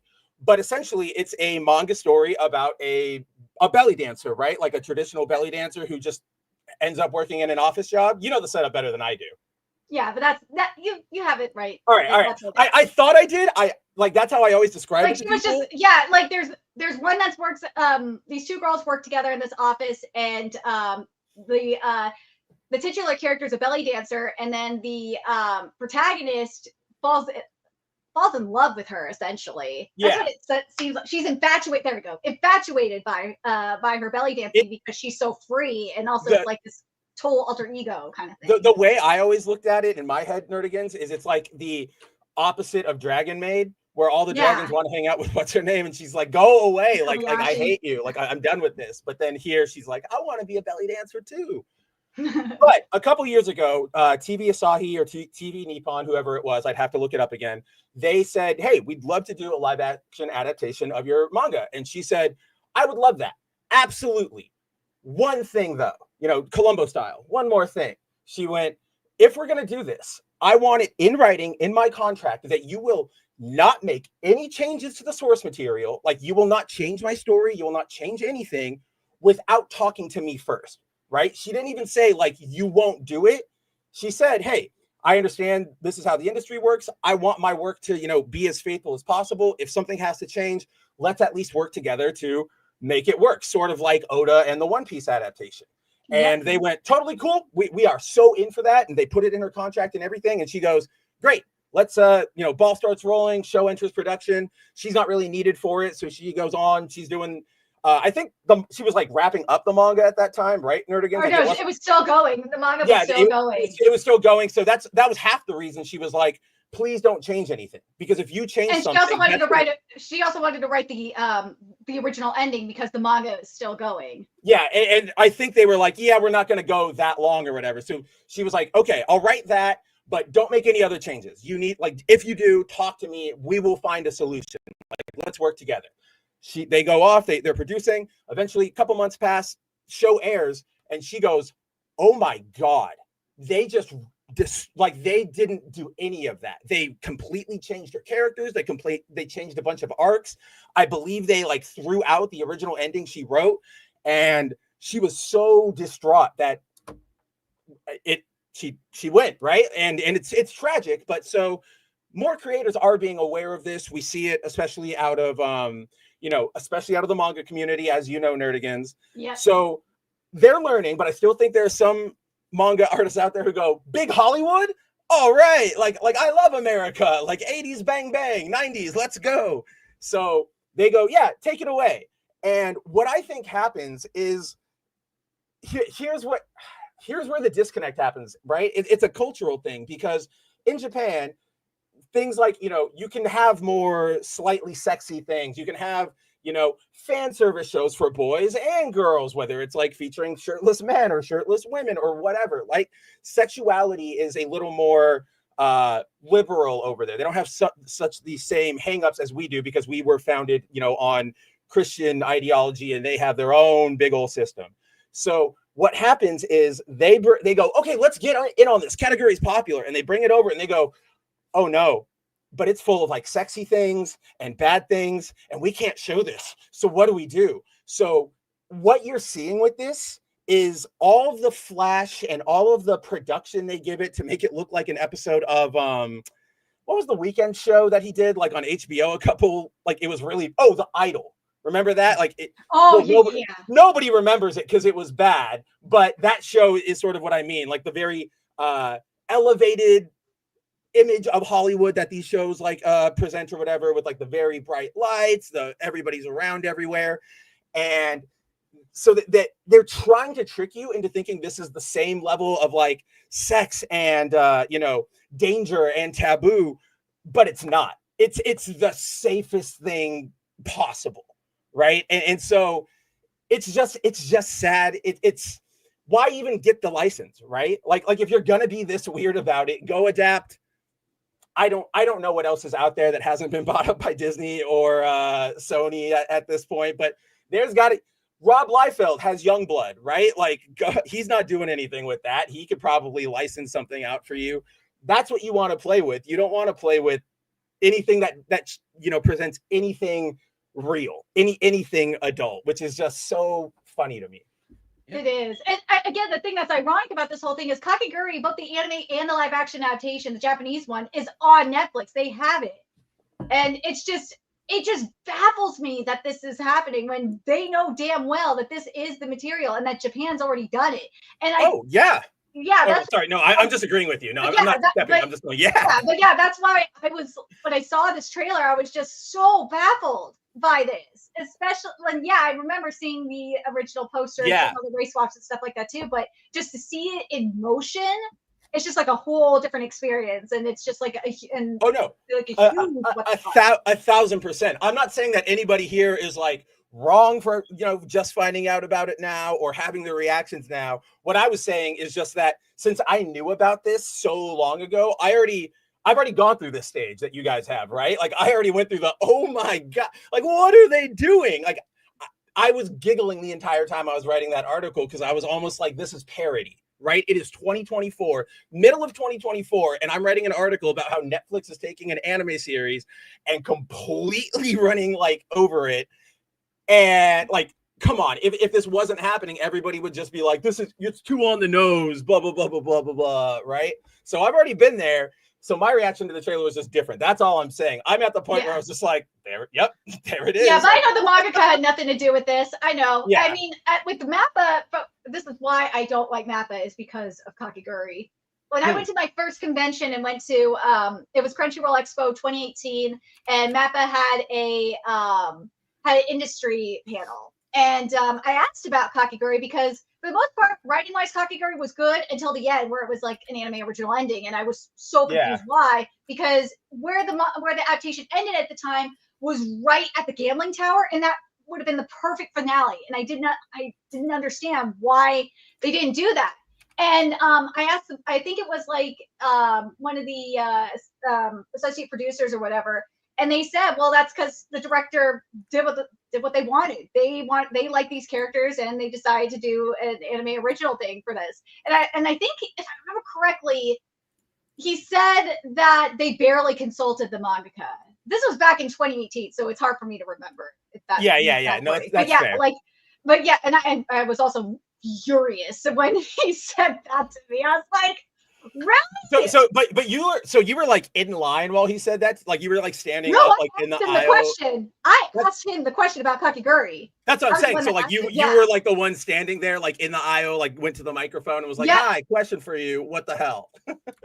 Yeah, I said, why have an anime original ending and not follow the manga? Where it's I don't remember if I said it like specifically. I think I just said like, why an anime original ending? And they told me, and I was just like, really? And here's you, Kappa. I did not like you for bastardizing like other series that I was covering at the time. But and I really did not like that they didn't do like all the cool elaborate art that's in the Kakegurui manga. It pissed me off so much. But like that was the final straw for me for Mappa. And so first, I will remind you that this is the thing that you and I always laugh to each other about. So this is all in good fun. But like Nerdigans, you're never gonna get that super like detailed splash page in an anime. I love you, but I don't know how to tell you this. Every time a new show, every time back in 2018, I do. Well, I know, but like for everybody out there in the crowd, the reason I'm laughing about this is because every time we see a new project, we're like, oh, cool, adaptation. Like, oh, that looks good, great. And then Nerdigans will go do some analysis, and she's like, what the heck? Look at the super like cross-hatched, super detailed splash page that like Murata did for One Punch Man. And she's like, why aren't we getting it? And I'm like, Nerdigans, we all would love that. I know. But like you're talking Murata versus like 7 Koreans locked in a room, like chained to a radiator. Like we have to accept some concessions, and she knows that. She's just like like she wants to see it, just like me, right? With the Scarlet Spider, how I'm always annoying. Like where's Ben? She's just like that. It's just a fun thing. It is. But Reject is getting there though. But I know But it's like. But here's the thing, Spencer. It's the opposite with Ranger Reject, where it's like a good chunk of the content is cut. I know I think.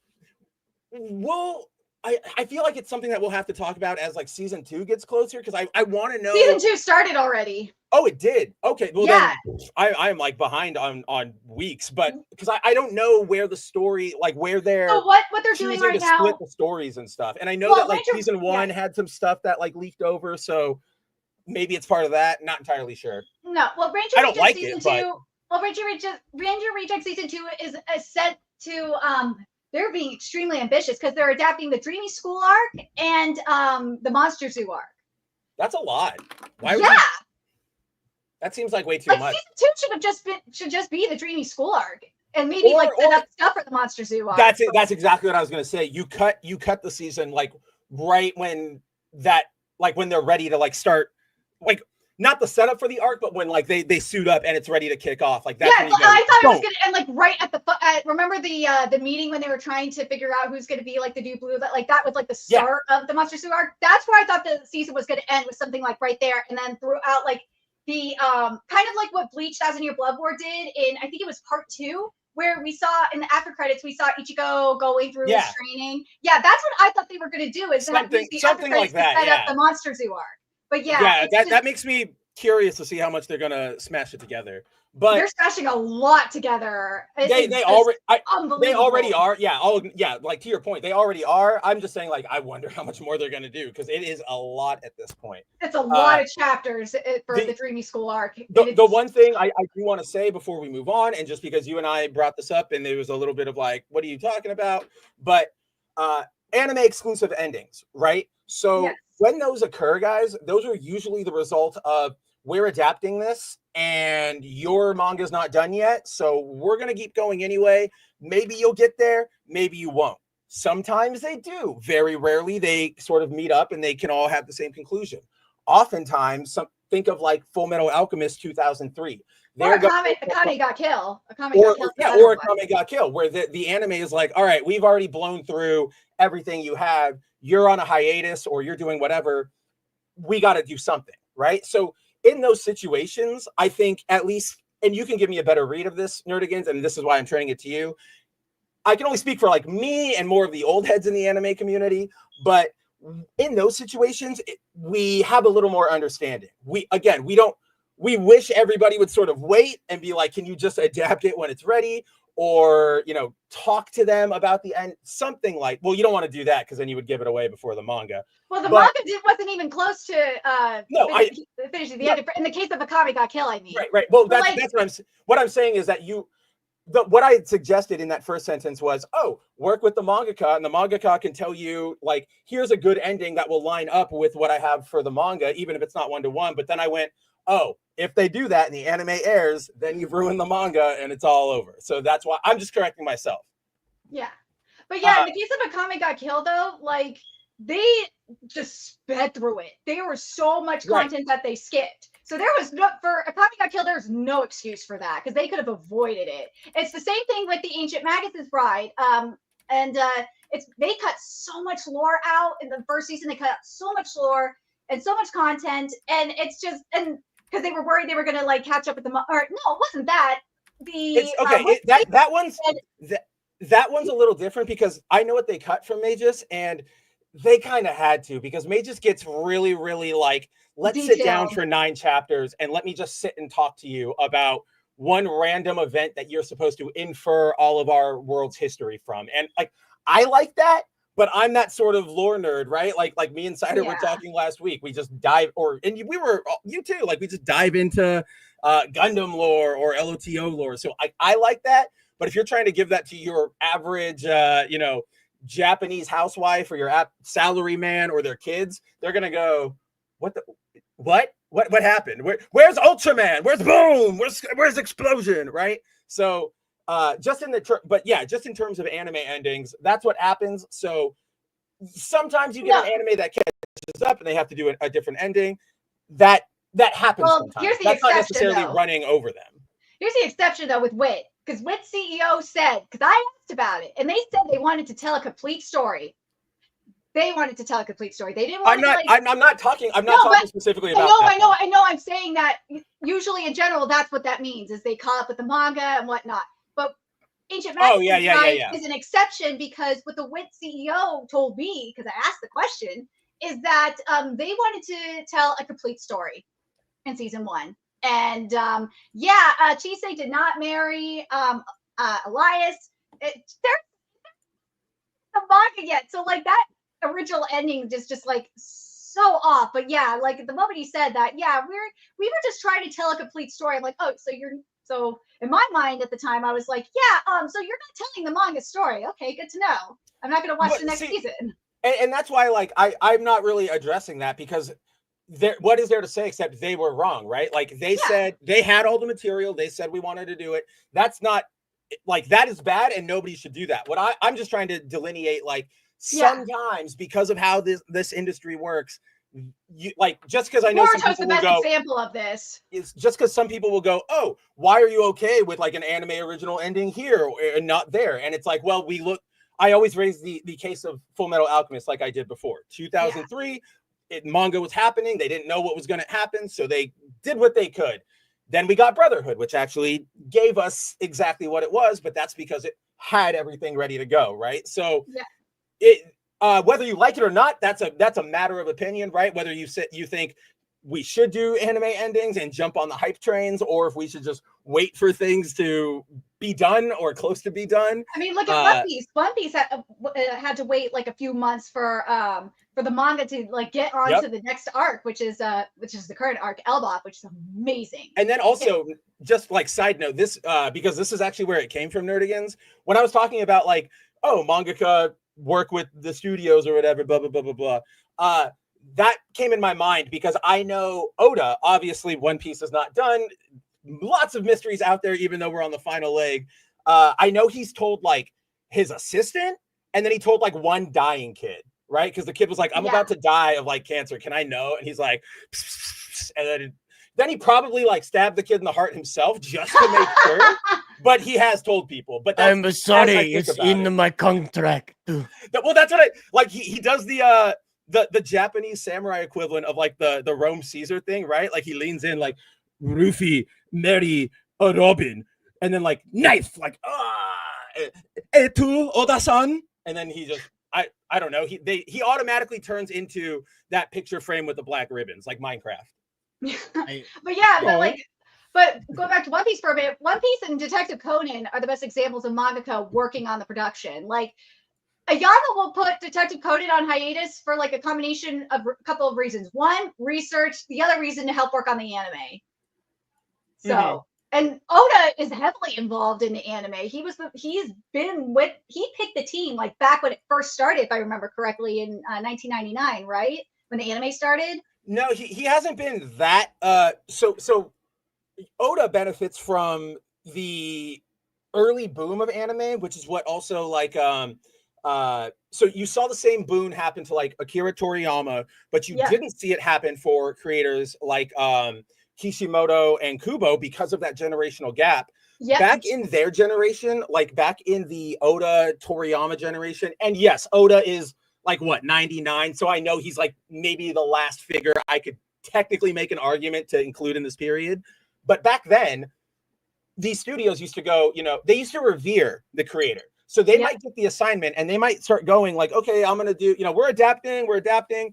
Maybe a filler hits or maybe a movie hits or something. And they go, we want to do a movie. We want to do this.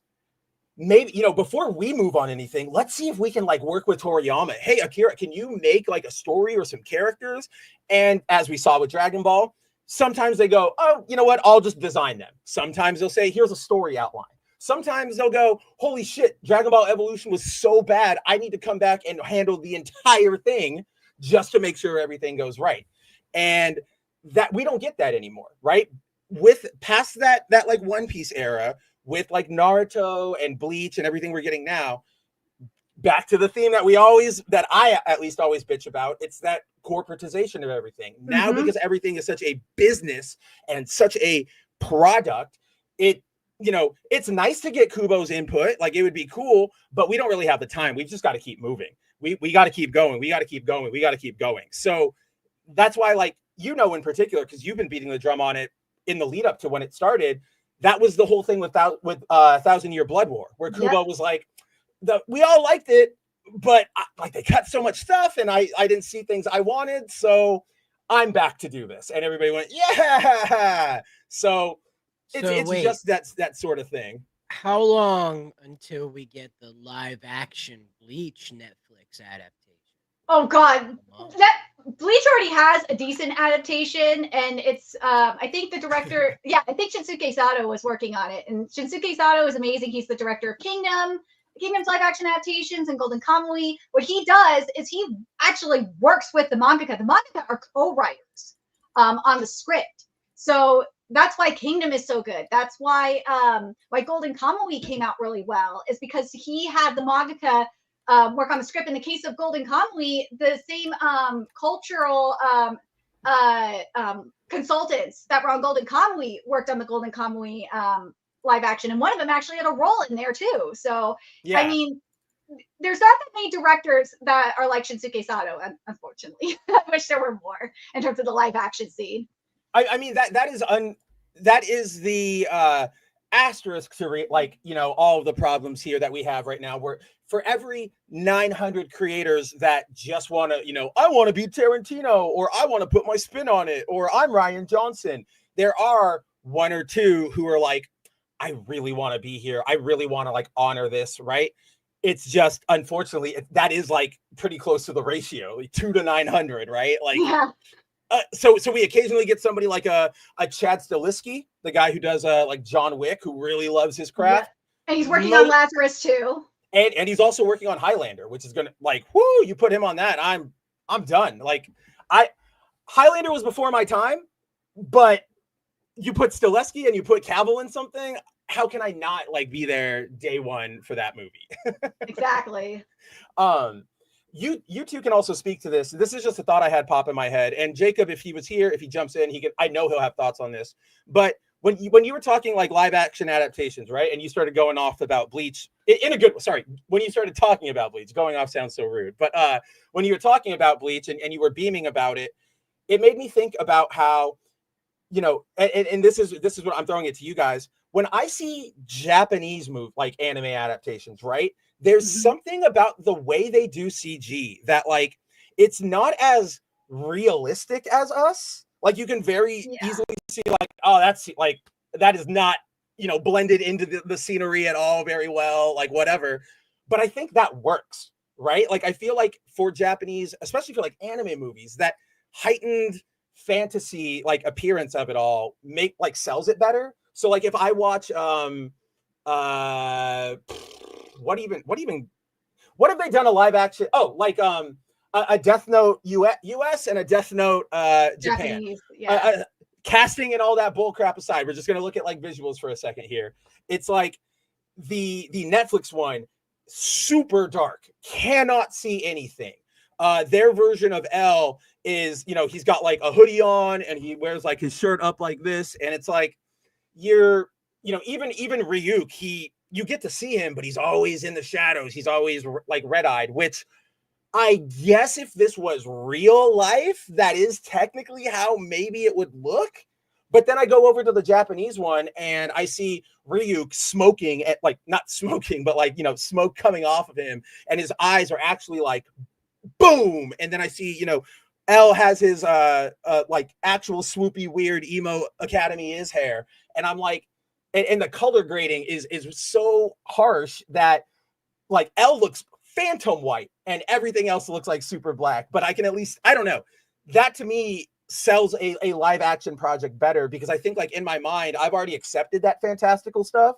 And my mind has already said like, yeah, between you and me, Spencer Brain, this is how it would work in real life. So I don't need everything to be hyper like grounded when I'm watching an anime adaptation, which is why the Speed Racer movie is so good.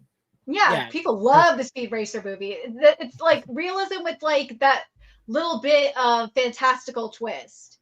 That's what I would do it the other way around. Oh, you think fantastical twist with a little bit of realism? Yeah, in the case of Speed Racer, I would agree with that. That's what we call the suspension of disbelief. So yes, this has been the battle with like the miniature fights, with the tokusatsu stuff, and then because the Japanese have a very low threshold for this. They are really perfectly comfortable with a stage show. They'll sit and watch a stage show for hours of people wearing sentai suits doing cartwheels up and down staircases. And that they'll sit and watch that because again, their threshold of entry into the suspension of disbelief is arguably slower than most people in the West. Put it that way, not everybody. I would agree with that. I was gonna say this because you brought up the stage shows, which are actually on Netflix. A good chunk of them are. Finally, the costumings and the wigs that they do for a lot of them, like for Hunter x Hunter, for Jujutsu Kaisen, Yu Yu Hakusho, it is just insane. It is so accurate. It looks like it came straight out of the anime or the manga. It's just incredible. And I know I think Tokyo Revengers stage play is on Crunchyroll. I know they have some of them, but the majority of them are on Netflix, from what I remember. Well, and that's just one of the things I wanted to point out about all this is that their threshold of entry is much lower. That's why Godzilla was such a big deal to them and why over here we were kind of comical about it. Even though we had been doing the giant monster genre for quite a time before them, it's just the Japanese one, for whatever reason, became the jokey one. And that's just how that kind of like built up its attitude over here, because immediately we decided this is subpar. We are not going to believe this. And then I want to say sometime in the mid 70s, I remember this like vibrantly in my head because as a little kid, I was creeped out by this. There's a town that was overrun by giant human eating bunnies. I do remember this. It's a real 70s movie, and they killed them with a train that was loaded up with dynamite. They literally crash the train into a pile of bunnies, Night giant of the- bunnies with Night dynamite. of the Lepus. That's what it is. There it is. Yes, Night of the Yes, Lepus. I know it. I knew it. Yes, it's And so they're like dumb. these VW-sized rabbits that are going around eating people, and they can't my kill them God, I because they're can't too help it. big and rabbity. I can't help but think of the guinea pigs episode. I of was South Park. literally going to bring that up to you specifically, Nerdigans, because for those of you who haven't seen it, but might have seen the South Park episode where they parody monster movies by, they're doing the found footage, but it's all giant guinea pigs. This is the inspiration for that, because all of the monster footage of the rabbits, very, very clearly them either like very poorly blue screened in or like an occasional miniature set, but they're not frenzied. They're just like, where's the snacks? No, you can see where they're like licking a car, one of those model cars, to knock it over because they smeared it with peanut butter to make the rabbit interact with it, and then the car flips over. There's a couple scenes plays. It's hilarious. There's a couple scenes to that point where like the bunnies have like bloody faces, and I'm pretty sure they just use jelly, because there are scenes where the bunnies are just like, and I'm just like, it's distracting. Like I see you. Go wipe that up. Right. Your peanut butter and jelly sandwich went a little sideways for you. Yeah. But to your point, Cider, about suspension of disbelief, I would like, you're completely on point. I would argue that divide came from, and I don't mean this in like the leftist, like everybody's racist sense, but the post-war attitudes we had, right? Because if you just think about it this, and not even in the like, ew, like explicit racism, it's more in the like, after the 20s, 30s, 40s, 50s, Hollywood was booming. We were booming as a country in terms of industry. We were making leaps and bounds in terms of technology. So we were getting, better movie production, better stunts. We were getting things that were crazy, like King Kong, or even the Buster Keaton things, where like the what is it, like the house front like falls down on him, right? So while we're doing all that, all of a sudden out of Japan comes this rubber suit monster movie, right? Which we all appreciate now, but I can absolutely see in like 1904 or 1956 people going, look at, okay, it's a nice movie, but that's a cute project, Japan, right? Like, okay, you go play with your rubber monster toys, but we've got, that's King Kong. He's actually alive. That miniature one they did back in the day. That's where, and that's where I think it all really stems from, is this sense in America that like, if it's not big and flashy and luxurious, it is for babies. And I think of this because when you brought up the stage, when you brought up like toku shows and audiences watching toku shows, I've seen footage. I got to see one when I was out there. These shows are very, very, how do I put this? Like low production, low key, very like, I don't want to say like intimate, but they're made for like, they perform for maybe like 100 people, and they fight on these stages, and their effects amount to like streamers explode, or maybe they might have a firework. And then of course there's the bigger productions that will do actual toku effects.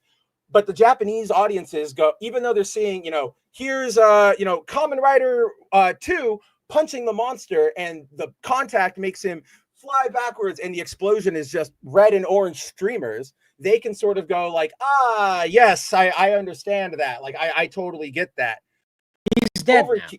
Right, exactly. Over here, we would just go like, what literally is happening? Happy birthday! Yeah, and then the comparison that popped in my head is, I don't know if you remember this, Cider, but way back in the mystical year of 1997, as part of the whole big Power Rangers hype thing, and coming off of the TMNT hype, they did like a live arena tour show for the Power Rangers, where if you went, you sat down, there was a big stage, they would perform, they'd have spotlights, and they would pull up audience members, and everybody was in costume, and there were, light effects and big screens with Zordon's face, and it was a big extravagant thing. And even doing that, you still had people going like, this is just a show for kids. Like what do I care? I'm bringing my kid here. I'm going to plop him down, and I'm going to pray to God that I can, go sneak away with the cashier at the front of the movie theater. I'm a generic 70s deadbeat dad. What do you want from me? Like that. I like, that's that's just what I don't know what it is. It's just something about that. Like if you don't have big production levels, go eat a fart. Well, you brought up that the live action turtle shows, and yeah, I Fun. I used to have all of them on VHS, Yes. despite not being a turtle fan. Yeah, and the right. the reason why was because my little kid brain was trying to figure out how they made the faces work. Oh, yeah. I didn't know what animatronics was, so I was trying to figure out like what are you doing inside of that head to make They it have to move like that? Yeah, that right. has to Like be, I'm that's thinking gotta be Kermit Jim the Frog. Henson's work right there. That's Yeah, definitely. exactly. I don't know, because like when these were put together, Yeah, like I don't know if it's Alien had been Henson. out, and Alien was like mostly animatronics, you know, and they had all like the Predator had come out in the movies, Yep. and this was the same like era that all that had come out. So like the animatronic cosmetics was there. What I couldn't figure out, even until I was like an adult, was how they were making the mouths keep sync with the music they were playing and talking, because there was no such thing as motion track. No. And what do not you back know? then. Yeah. It was guys in the back with remote control car controllers corded into it, literally puppeteering that shit the whole time, making the eyeballs move and the mouth move, and that's what they do the whole Henson, show. man. Jim Like- Henson. Blew my mind. I remember. I know exactly what you're talking about because I had that same sort of like I didn't go in to study them. I was more just like, what? Like, how are they doing that? But my shock also jumped off of the fact that when we saw full body monsters previously, like as kids, it was Power Rangers, and Power Ranger suits, like Sentai suits, they really are just there for the actor to stand in and go woobity woobity woobity woobity woobity. Like they're not there to accurately talk to you or any of that. They have a stuff. moving So mouth. They're usually a villain that's going to be there more than one episode. it's either that or it's like the pig one where it's just like flapping and nobody's really controlling it. That's just sort of how the costume worked out, and they just say, "Put the lines over it." I don't know where this came from. I don't Oh know my if I want to God. know where it came from, but I'm terrified. Oh yeah, those are not Jim Henson's. Those are not Jim Henson's. If you've watched the original like live action TMNT movies, that's Jim Henson. That's Jim Henson's Creature Shop, and it is fantastic what they did at the time. Well, then, yeah, like to Cider, and that's a funny thing I don't think we realized until right now, or I didn't at least. To Cider's point is all of those movies, animatronics, and the ones on the stage shows, they were high quality. Obviously, we've all seen the movies, right? And yes, but when you have a popular thing, you have to merchandise it out, and then kids are going to want to see Leo at their birthday party or on this tour or at a comic convention. And so you've got to make these suits. Are you going to spend $5,000 every time to put the motors and all the nice details? So You're not. Let's go back in time for a minute here. Let's take a look at this look at this advertisement. It says a radical deal available only at Pizza Hut. Own the Teenage Mutant Ninja Turtles Bodacious debut cassette, $3.99. But wait, with any purchase, right? Of a $12.99 retail value pizza only at Pizza Hut. I will not lie. As a kid, that marketing bullshit always worked on me. The like, it's $3.99 with a purchase, right? So I'd be like, Mom, we gotta go get pizza. And she'd be like, why? I'm like, because then we can get the movie for like $4. And she's like, I wasn't gonna spend any money today at all. That's not savings. And I'm like, but it's a deal. You don't get it. You know, McDonald's. Well, remember how McDonald's and like Burger King and them used to get you is with the with like in the case of Burger King is the best example is the Pokeballs with the gold cards, and then McDonald's there was the Hercules plates. I had all the Hercules. McDonald's did a lot of like Disney cups and that stuff. Burger King did more of the like merch because I remember the Pokeballs and then I remember the SpongeBob watches and the Simpsons plushies. I don't remember the Simpsons ones, but yeah, my mom got me the Simpsons plushies. I believe it. Yeah, I remember the Simpsons plushies from KFC or the Pokemon plushies from KFC where they were I like, had those too. It was the weirdest lineup of fucking it was Vulpix, Zubat, Seal, and like this last one isn't even anybody. Like that's I had the Vulpix. That's the one I wanted. I had all of them. I don't know why I can't land on that last one. Well, I'll throw it back to Cider and then I'll look this up.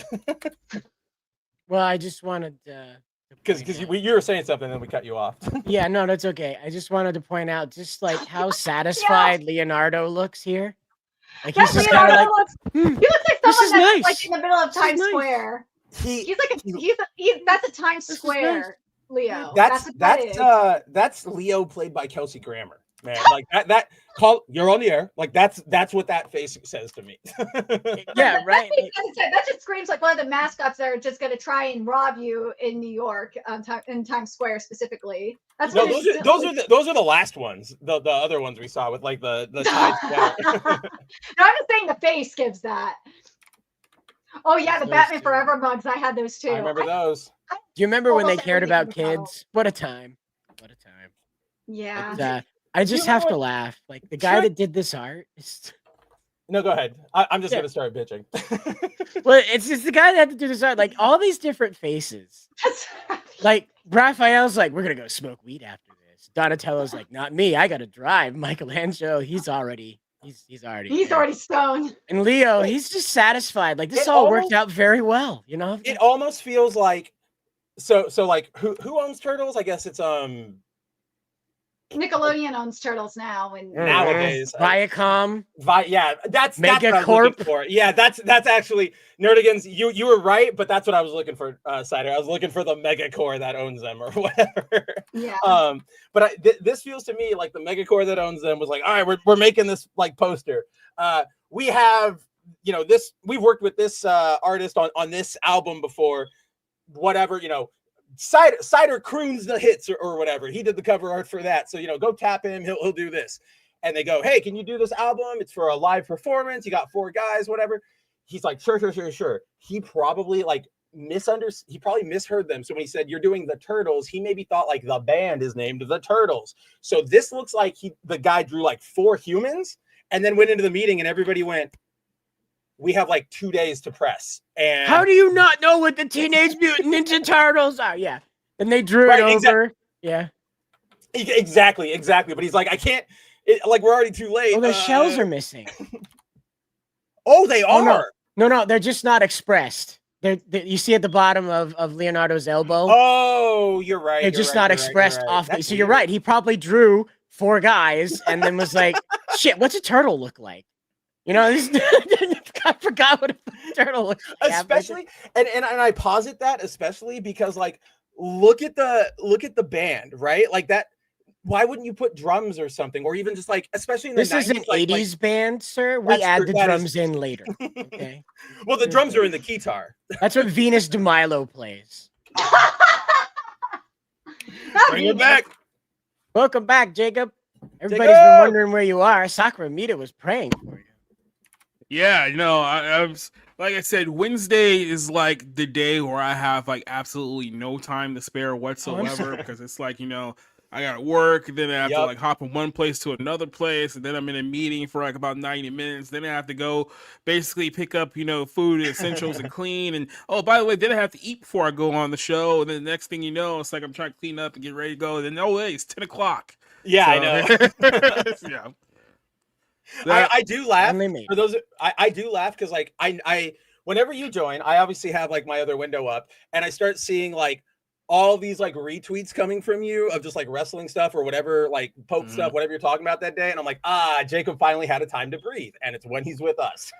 yeah, it's just, there's a whole lot going on in the world right now. No.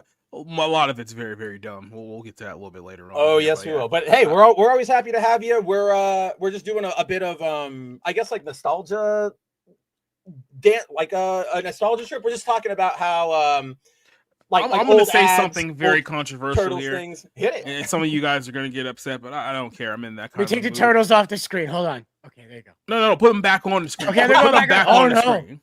Controversial turtle opinions. I want to feel this. Yeah. Turtle. I have never given a single solitary squat about the Ninja Turtles at any point in my life. I know there's a lot of nerds out there and a lot of dorks in our circle who we know on a first name basis, Tom. But those people, I've never been a Ninja Turtles fan. It's I get it. I understand why people think it's cool. It's oh, this turtle was orange and this turtle was purple. It's Yeah, it's not my thing. No, it has never been my thing at all. It's like, I think my first kind of like fandom of any kind of, I guess you could say, animated / video game related content that will be Sonic the Hedgehog. Never got into the Turtles hype like whatsoever. So it's like, April, Neil, and Shredder, and whoever that stupid dude, the mask is, whatever, no one can figure out his name. Whatever that guy's name is, never appealed to me. It's just never. I don't think you're alone there. Cider and I prefaced this little bit. We were saying like we weren't particularly turtle fans. We were just sort of mystified by the suits. Yeah, I'm right there with you. I've never been a big Turtles fan. I think for me, what it was like, I've talked about this before with how I used to hate like old Tex Avery Looney Tunes stuff, because when I was younger, we were getting like anime and action cartoons. So we had Justice League and Gundam Wing and Dragon Ball. So I was like, this is cool stuff, and Power Rangers. So I'm like, this is what I want to see more of. Yeah, like this action, let's go. You try to load up like an 80s cartoon to compare it from there, especially Turtles. And it's like, they're never hitting anybody. They're not even really fighting. They like Leo cuts a rope maybe, and it makes like a trash bag fall and a tin can rolls out and Krang slips on it. So I've never really been behind the Turtles, really. Why? Leo's why are we cool. looking at WrestleMania? Well, unlike you, like I grew up watching Teenage Mutant Ninja Turtles. I had all the VHS and everything, and then the toys. Everything. Fangirl. I know. Well, then it's who's- weird. who's your To be favorite a girl turtle? have it. My Who's favorite your was favorite turtle? Michelangelo at the time. I still like Michelangelo. He's The red dude. Michelangelo at the time. That's who all the ladies want. We'll get to WrestleMania. Before we get to it, quick update. Dratini, that was the fourth one. So yeah, Dratini, Seal, Vulpix, Zubat. Come get your limited edition plushies from KFC. I think my brother had Zubat, and I really wanted Spencer. Dratini, and I didn't get it. Your mic's doing the thing. Yep. So that I'm sorry, it just caught me. So anyway, we got the Freaky Turtles here. So, but what does WrestleMania have to do with the Turtles? I mean, my favorite Ninja Turtle is obviously Dwayne the Rock Johnson. Well, he looks like a Ninja Turtle these days. Exactly, he's starting to look like a Ninja Turtle. That's Him for sure. and Vin Diesel look like Ninja Turtles.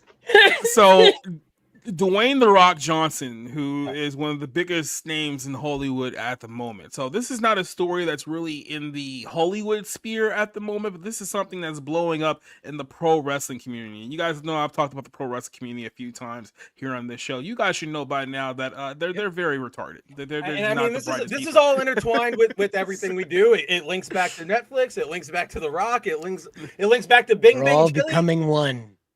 So I'm going to try to set up this whole Bing, bing, situation here, because essentially the entire pro wrestling community, by pro wrestling community, I mean the people who still actively are in tune with it right now today, they have completely and 100% turned on The Rock, and they're now blaming The Rock for everything bad that is happening in WWE right now. And the primary reason for this is because they are now currently and actively blaming The Rock for ruining WrestleMania, a show he wasn't even there for.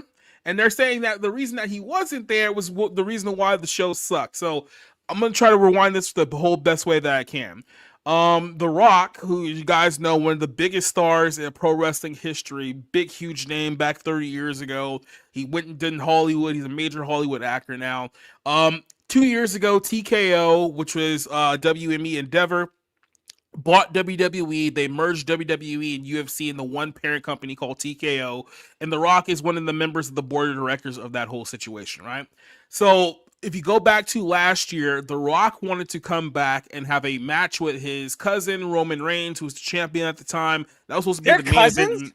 Yeah.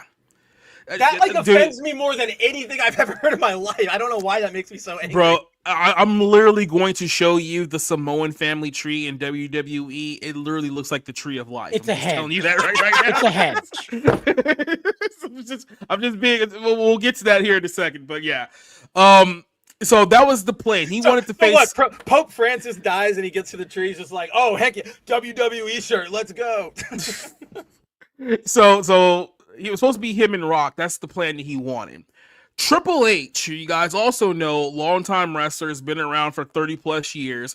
He's now running WWE creatively now because Vince McMahon stepped down due to some, case that has been lingering around for 2 years now. So Triple H is the guy who's in charge of all of the creative. As you guys know, Triple H and The Rock in real life really don't like each other. They've been cordial at times when, Vince was the mediator, but Vince is gone now. So there's a power struggle happening here. So Triple H is the guy running the show. He has basically all the fans and all the wrestlers in his pocket at the moment because everyone's been told for the last several years that, the reason why wrestling's bad is because of Vince McMahon. And if Vince McMahon just went away and Triple H was in charge, and then one day Triple H was in charge. And everyone's like, yes, our savior is here. The problem is the show still sucks. Now, the show still sucks, but they can't blame the guy who they've been literally begging for the last 10 years who took over the company, so we have to find some other scapegoat. Let's blame The Rock. Last year, Triple H booked Cody Rhodes, and you guys know what Cody Rhodes is, to win the Royal Rumble after Rock came back was going to face Roman Reigns. As a result of this, everyone was all like, well, then The Rock can't face Roman Reigns. It has to be Cody because he needs to finish his story. So as a result of this, Rock tried to do the good guy thing by saying, okay, fine, I'll back away for this year's, but I'll give you your little match, you finish your story, but I'm going to build this character called the Final Boss. This is kind of important because obviously Cider had no idea what this character meant a little while ago. And then over the course of basically the last year, they've been like, well, when's The Rock going to come back? Is he going to come back? Is he going to face Roman? Is he going to face Cody? He came back earlier this year and he was like, I'm not facing either one of you guys. I'm not going to be at WrestleMania at all, right? So it was like, well, now you got to go forward with WrestleMania without The Rock. Yeah, exactly. Quite literally. About 6 weeks later, Elimination Chamber, which I believe was somewhere, I think in March, the ticket sales for the show were so bad that Ari Emanuel and Nick Khan, who are two very, very high-level executives at TKO and WWE, they called The Rock and was like, hey, look, Rock, I need you to come here and save this show and do something. And it's like, Rock's like, look, I already told you I'm not doing WrestleMania, but if you want me to do something to build some interest, I'll do it, right? That's how we ended up getting the John Cena heel turn from a couple months ago. Some of you guys may remember when we played that here on the show. It was a big, huge thing at the time. And everyone's like, oh, John Cena's a bad guy now. And it's like that whole thing. Well, then The Rock hasn't been on TV since that night. And as a result of that, the interest of the whole John Cena heel turn completely cratered because this is what people don't want to admit, but I'll just say it.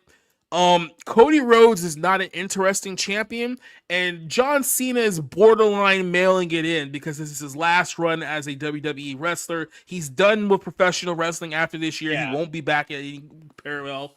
So this leads just clarification because I couldn't figure this out just from reading things. So like, is he wrestling after this, or did he win the belt and now he's like, okay, now it's back up for like nobody currently has? No, so Cena won. We'll get to this here. So Cena did win the belt at WrestleMania, and he said that he has 27 more dates left, which means that he has 27 more appearances on WWE television until he's completely done, and that's going to be the remainder of the year, right? So you only got Cena 27 more times, and he's done.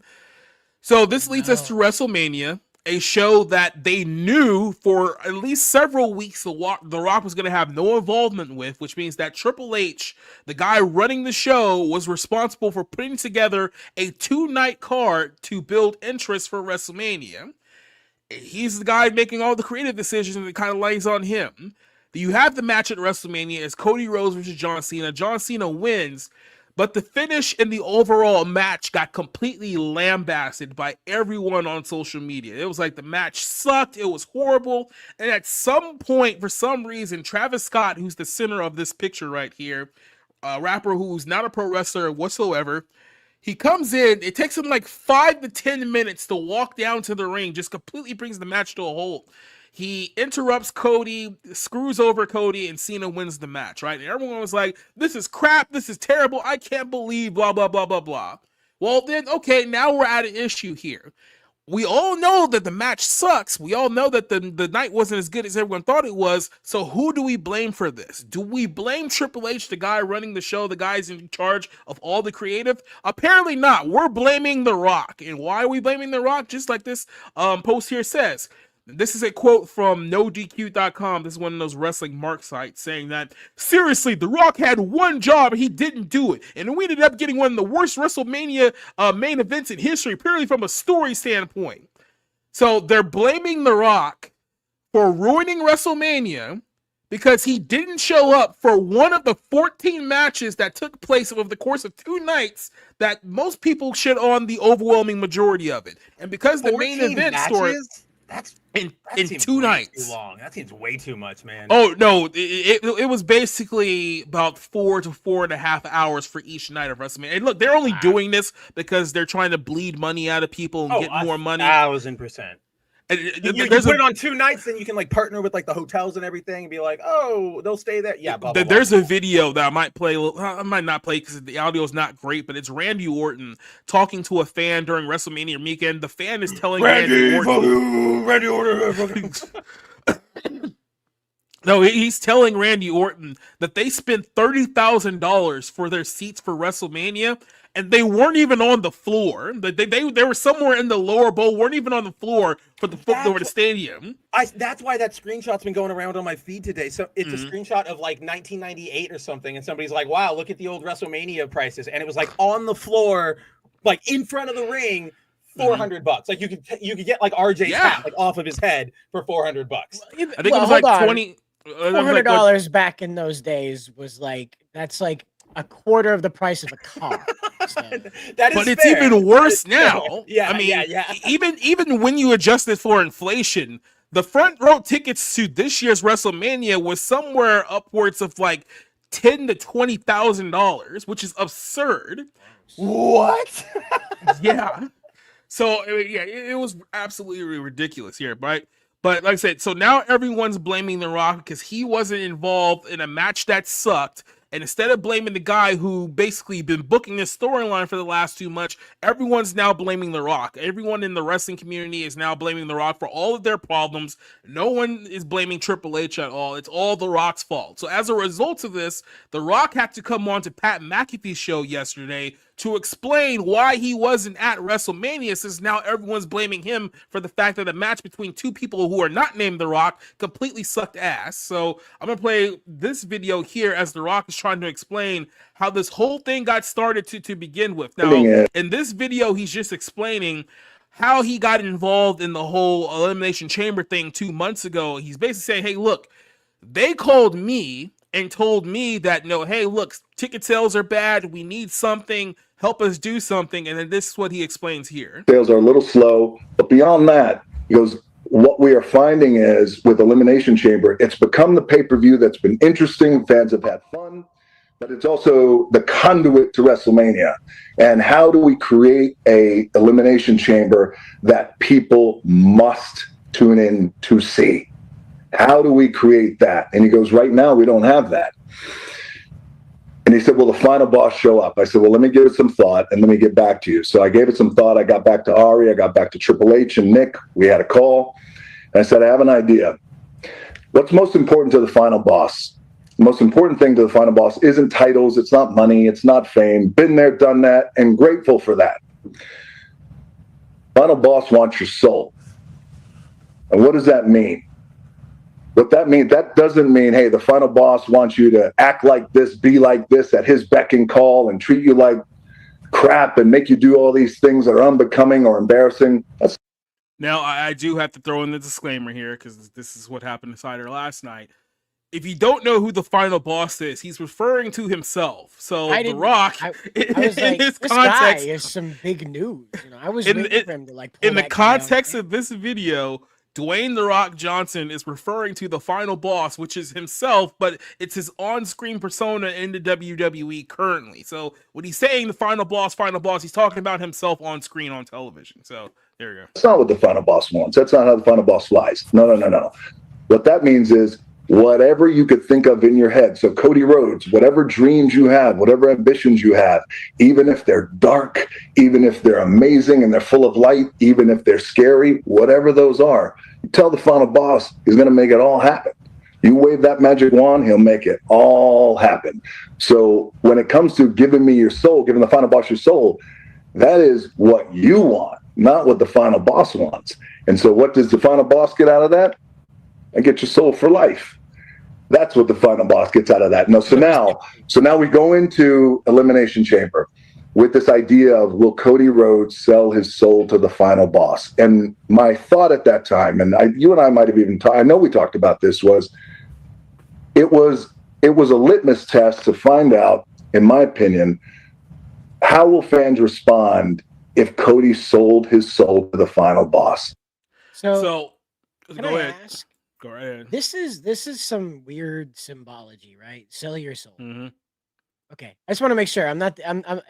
Oh no, WWE does some weird stuff, so I just want to make sure. Let me clarify here, because I love talking about stuff like this here too. If you go back and watch the Elimination Chamber thing, it was pretty on the nose that they were setting up some kind of pseudo Illuminati, sell your soul to be a part of the club type scenario here, because the image that everyone saw here is that, hey, here's John Cena and The Rock, two big name Hollywood superstars, and oh, here's Travis Scott, a guy who's also a superstar in his own right, who's also been directly linked to a lot of weirdo Illuminati Freemason stuff over the course of the last several years. So they were very much bringing the Illuminati on television, at least with the opening of this whole scenario here, right? So they were, I wouldn't even say subtle, it was kind of more on the nose than that, right? But he's basically explaining here, hey, look, this is the creative process about what we did a couple months ago. So now people are like, well, why didn't you show up for WrestleMania? Why didn't you save WrestleMania? Because you didn't show up.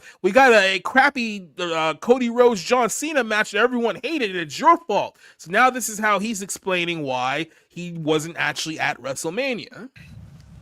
I knew then the best thing for the final boss, we've established this idea of Cody's soul. We can always come back to it.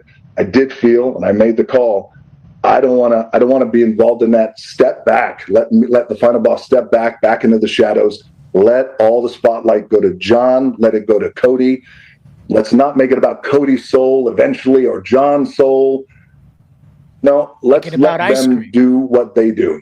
And I called John after Elimination Chamber, spoke to him, called Cody, and I said, I think the final boss's work is done. We've established it. We just pulled off the greatest angle in the history of professional wrestling, other than Hulk Hogan turning heel back in the 90s. I said, this is amazing. We have 6 weeks. Really?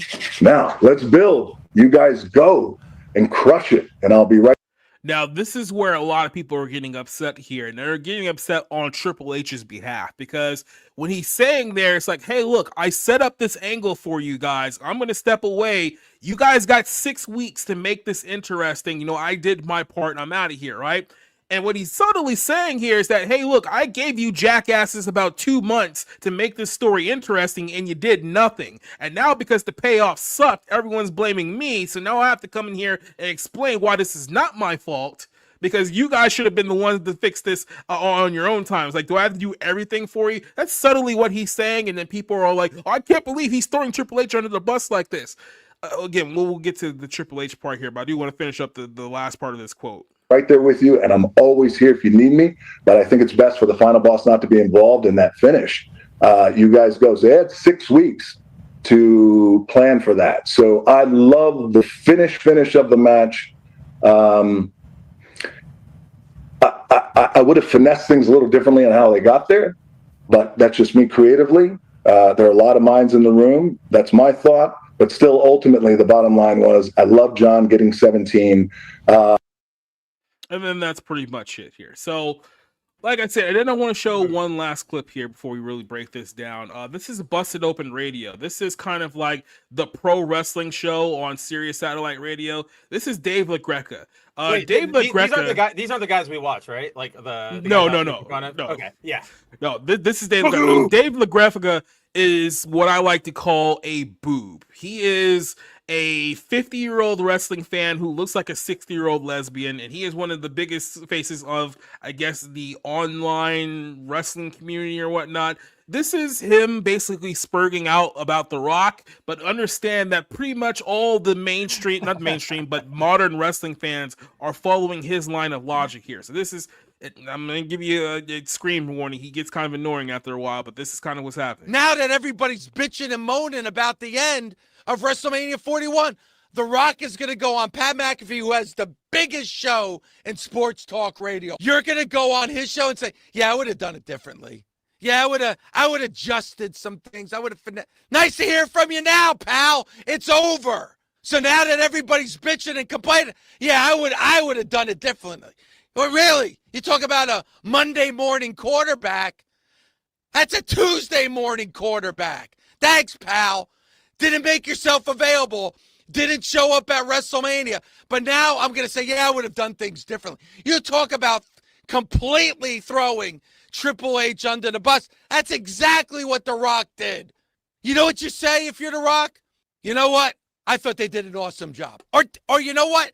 Don't say anything at all. But by saying that, you just threw Triple H under the bus. If you're not going to be there.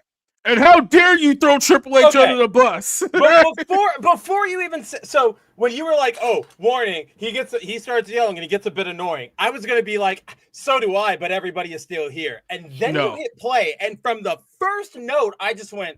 I'm sure everybody saw my face. I just went, ugh. This is Keith Olbermann of wrestling, man. Like what? And you want to know something even worse? This is one of his most tame rants. He had another rant that was far worse than this. I'm not going to play because it really has no context of the conversation we're having here, but he has far worse rants than this, which are far more obnoxious than what you're seeing here. So this is him kind of toned down to about 7 to where he normally is. Is he like an insider? Does like WWE hook him up with like interviews and passes and stuff? Because like he's not an insider, but I mean, because like I said, Busted Open is basically let's be very honest here. Let's be very honest. It's literally the only show that gives a shit about pro wrestling, because let's be honest, not that many people give a shit about pro wrestling in 2025. That's just the way that it is. So because he's essentially the biggest pro wrestling radio show by default. He does get a few guys from WWE to come on, and a lot of those guys, because I think like Bully Ray, Bubba Ray is on that show, Mark Henry's on that show, so they do got a few ex WWE guys that are on that show with him as well. So that's another reason.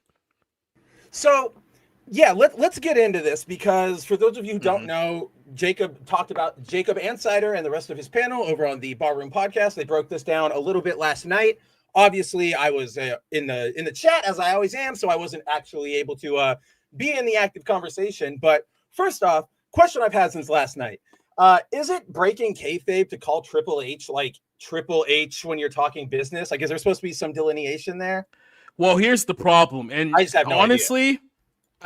When talking about breaking kayfabe, nobody in WWE actually keeps kayfabe anymore, and you can't really blame it on one guy or the other, because both Triple H and The Rock have been responsible for completely throwing kayfabe out the window over the last several months. So neither one is doing a good job of even trying to pretend like that this stuff isn't blatantly fake anymore.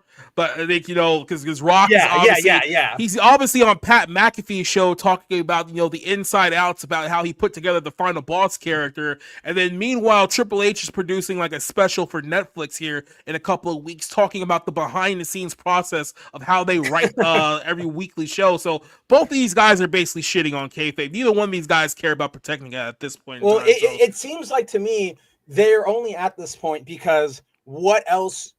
So like what else do you do essentially, right? Like we've talked over months with the like the Netflix deal, whoever they were with before that, just all of that money stuff. And the hilarious stat I love that you always bring up, where they thought like they were going to get 40 million viewers or whatever because that's the max amount of subscribers, and you've been like, what are you talking? Like, no, that's never going to happen. So honestly, and there's another thing too, because this is a hilarious piece of just real quick, is that apparently Netflix just I guess India just got Netflix not too long ago, and there was a report from like several years ago that some reason there's a lot of pro WWE fans in India, so they legitimately thought that Netflix in India, we're gonna get like 20 million people watching us from India, and the global rating did not change at all.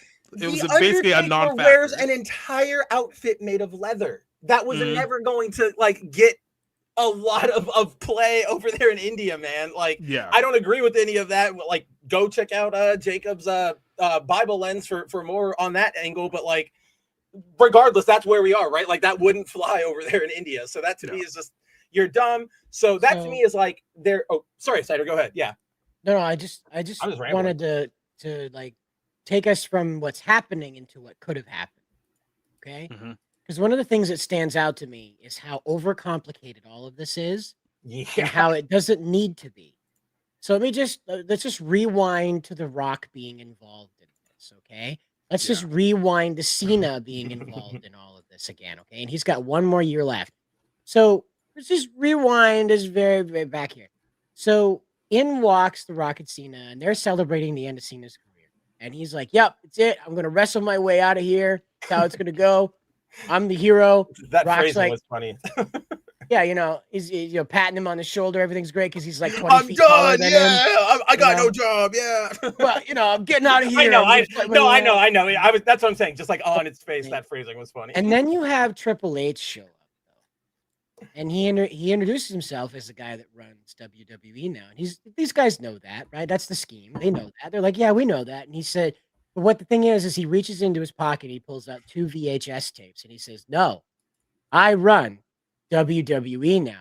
You see, McMahon's gone, and I got control of his office. When I opened his desk, I found 2 tapes that say, these are your most embarrassing moments, to blackmail that he controlled both of you with. And guess what, boys? I own you now. Yeah, and he just walks off, right? And Cody comes out, and he's like, I don't believe it.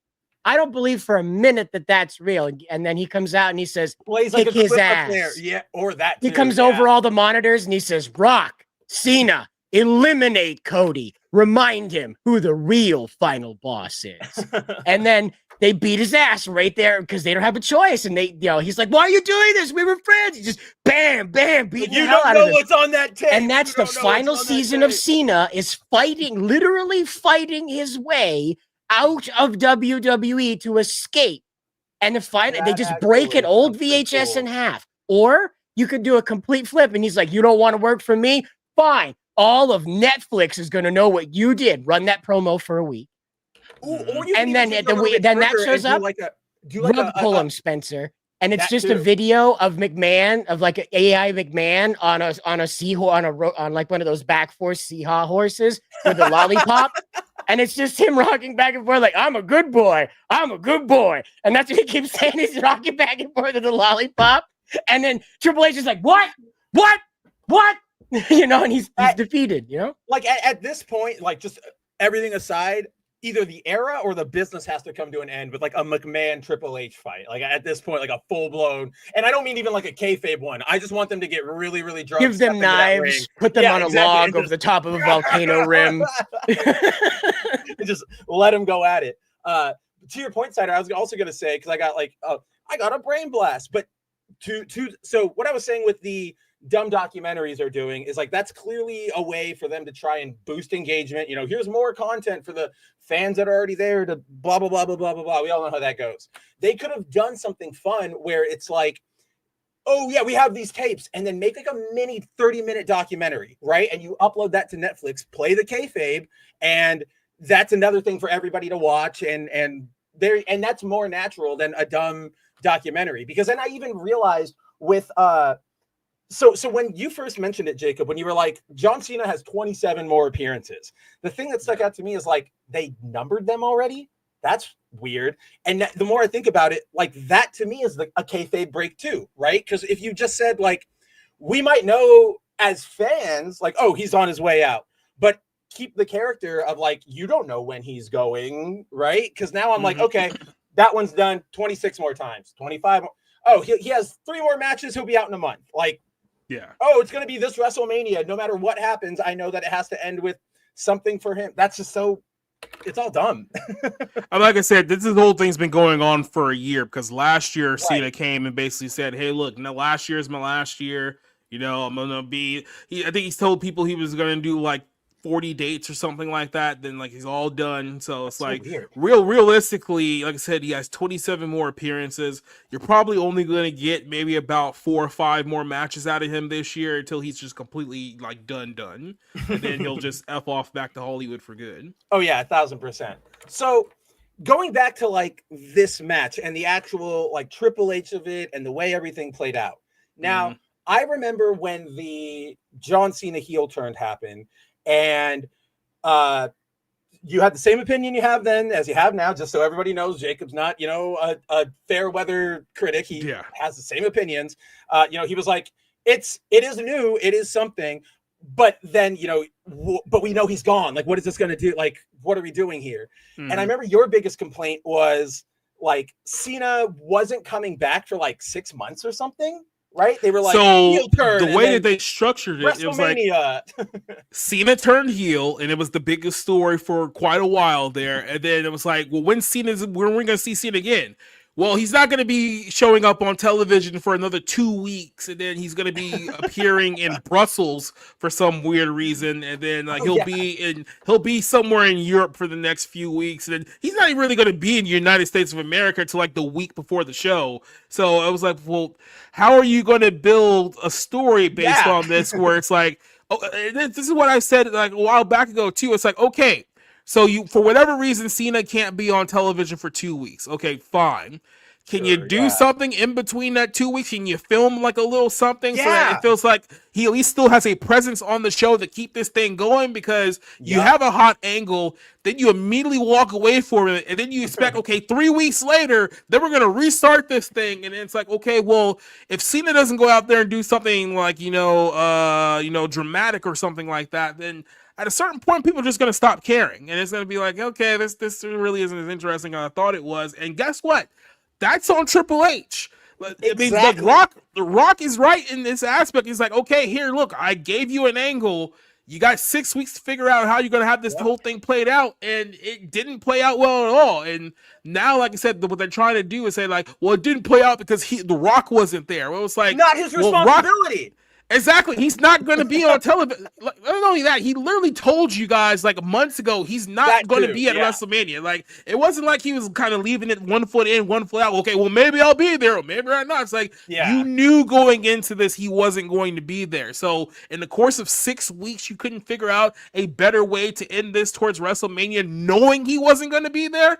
Like, why would you... like the guy, the Rosie O'Donnell man, he he was screeching about like you couldn't have helped, like, blah blah blah, this is all you. Like you said, it's on Triple H, and what gets me is like Triple H, and this is like, obviously we've all been touching on it, I'm just like getting it out of my head. It's like Triple H had those 6 weeks to go, okay, Rock's not going to be here. Can we go film him doing a thing for the Jumbotron like we used to see back in the 90s, right? Where it's kind of like a play. You're acting against a recorded screen. Like, okay, yeah, do something like that. The fact that he didn't, that's on Triple H. That's not The Rock. That's Triple H going, I don't want to take the extra steps to make the storyline work. Like, none of this should... We're not fans of The Rock here, like as a person, and Jacob as a wrestler. But he's right here. Like, there's this is all on Paul Heyman or Paul Levesque. That's right. Yeah. but like I said, the people who are defending Triple H to the death here, these are people who are so engrossed in the pro wrestling bubble. Pro wrestling is literally their entire life. They have nothing else outside of this. So. And then everyone else, kind of like from the Rock's perspective, kind of from the Hollywood side of things, they don't care enough about pro wrestling to go to the lengths of literally jumping on the railroad tracks for Triple H to save Milady. Like, this is the way that some of these people are doing here right now. Right. So, in all, what you're seeing here is a pissing match between two 50-year-old men who have literally been beefing with each other since 1996. That is ultimately what you're seeing. Feels like to what you always talk about, this feels like, and especially from what I've seen from you, and then just like the bleed over that gets into my For You because I follow you, and our boy Marvin, shout out to Marvin. But it seems like it's the divide isn't, it's legitimately what you talk about, like the new wrestling fans and then the old ones. And I know you said like they're the older guys, but the more traditional, Attitude Era fans I see are like, what are we doing here? Well, it's the weird, for lack of a better term, Disney shill level wrestling fans who are like, Triple H can do no wrong. This is all the greatest thing that's ever happened. And nope.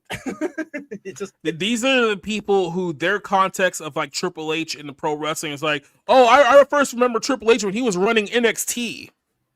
Like that's the Triple H that they remember, right? Like these, they're like in the last like 10 years. Like some of the, like we're literally arguing with people who started watching pro wrestling when Total Divas was a thing. I was gonna say like, oh yeah, I love Captain America ever since Civil War, and I'm like, there's so many more movies he was in before that.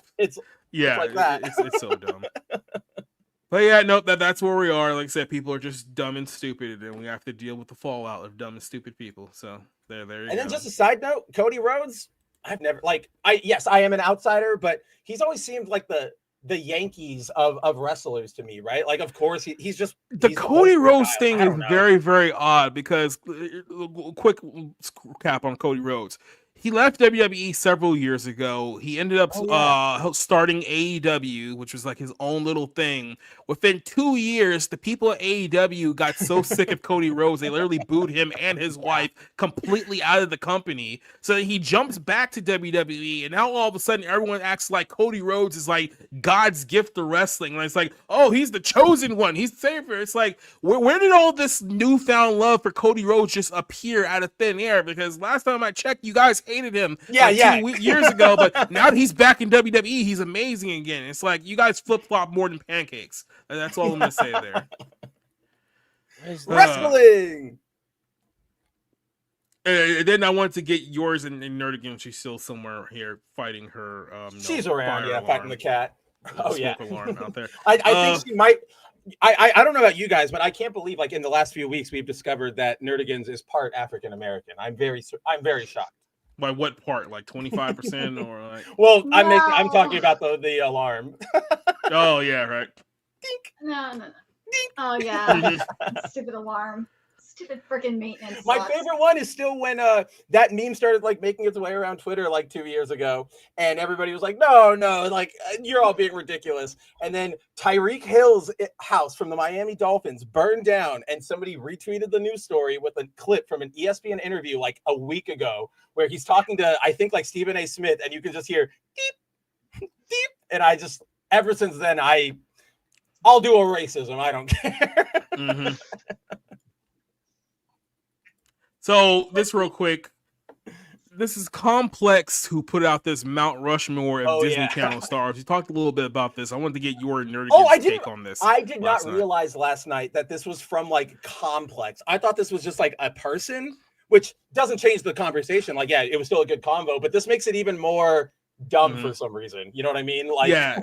So me and Cider were basically on the side of like, it's very difficult to come up with like a genuine like Mount Rushmore, because with people in the Disney Channel, you have so many generations who watch like completely different things. It's like, because the generation we grew up with was like the So Weird, Jet Jackson, the Jersey era, where in all honesty, probably none of these chicks would be on there if we're talking about the things that we generally enjoyed. Yeah. But then you had like that teeny bopper era when it was like Demi Lovato, Miley Cyrus, and Selena Gomez, and I don't know what the hell they've been doing the last 10 years, because apparently Zendaya is up here too. She had like 2 shows. On Disney. I was going to mention that. Like, I was in your chat last night, and people were saying like, or like Zendaya was on here, and I was like, what is she doing there? And everybody was like, oh, she was in these shows, and they were from like 2013. And I'm like, okay, well, okay, she's on there then, like that's valid. I'm just clearly like the old man here. Like, I had no idea that even existed. Like, I agree with maybe like in terms of the female characters, Raven definitely deserves to be up there. Miley Cyrus definitely has to be up there too, because she was for like the generation after us. Like I feel like Selena Gomez has, if we're just talking about female actresses, Selena Gomez kind of has to be up there, because Wizards of Waverly Place was freaking huge when it was on. But like Zendaya has no business here. Nah, you could make the argument for like if you again all female, you can make the argument for Hilary Duff. You can make the argument for and Christy Carlson. Christy Carlson Romano, because she was in Even Stevens and Kim Possible. And Kim Possible, yeah. So yeah, you can make that's a better argument if you're gonna do like a female Disney Channel Mount Rushmore is Raven, Miley Cyrus, Selena Gomez, and Christy Carlson Romano. See, I would take off Selena. I would definitely put on Hilary Duff. I think she is that same like breakout star, and to her credit, she's one of the very few who like has not.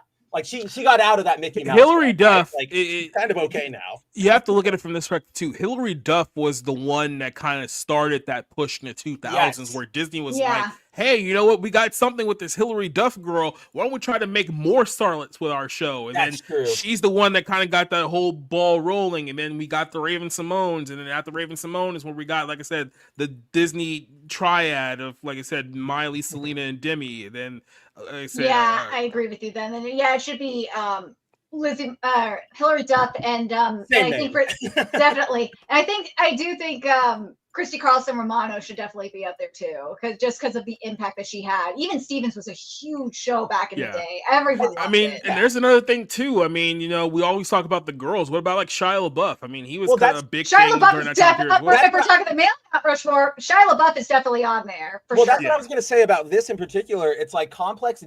So we're dividing it by like male and female because Jacob and Cider already had the combo last night and they realized like it's just too expansive. But complex here, they didn't. There's no division here. They just went, this is the Disney Mount Rushmore. And yeah, that's my first reaction is like, where's Shia?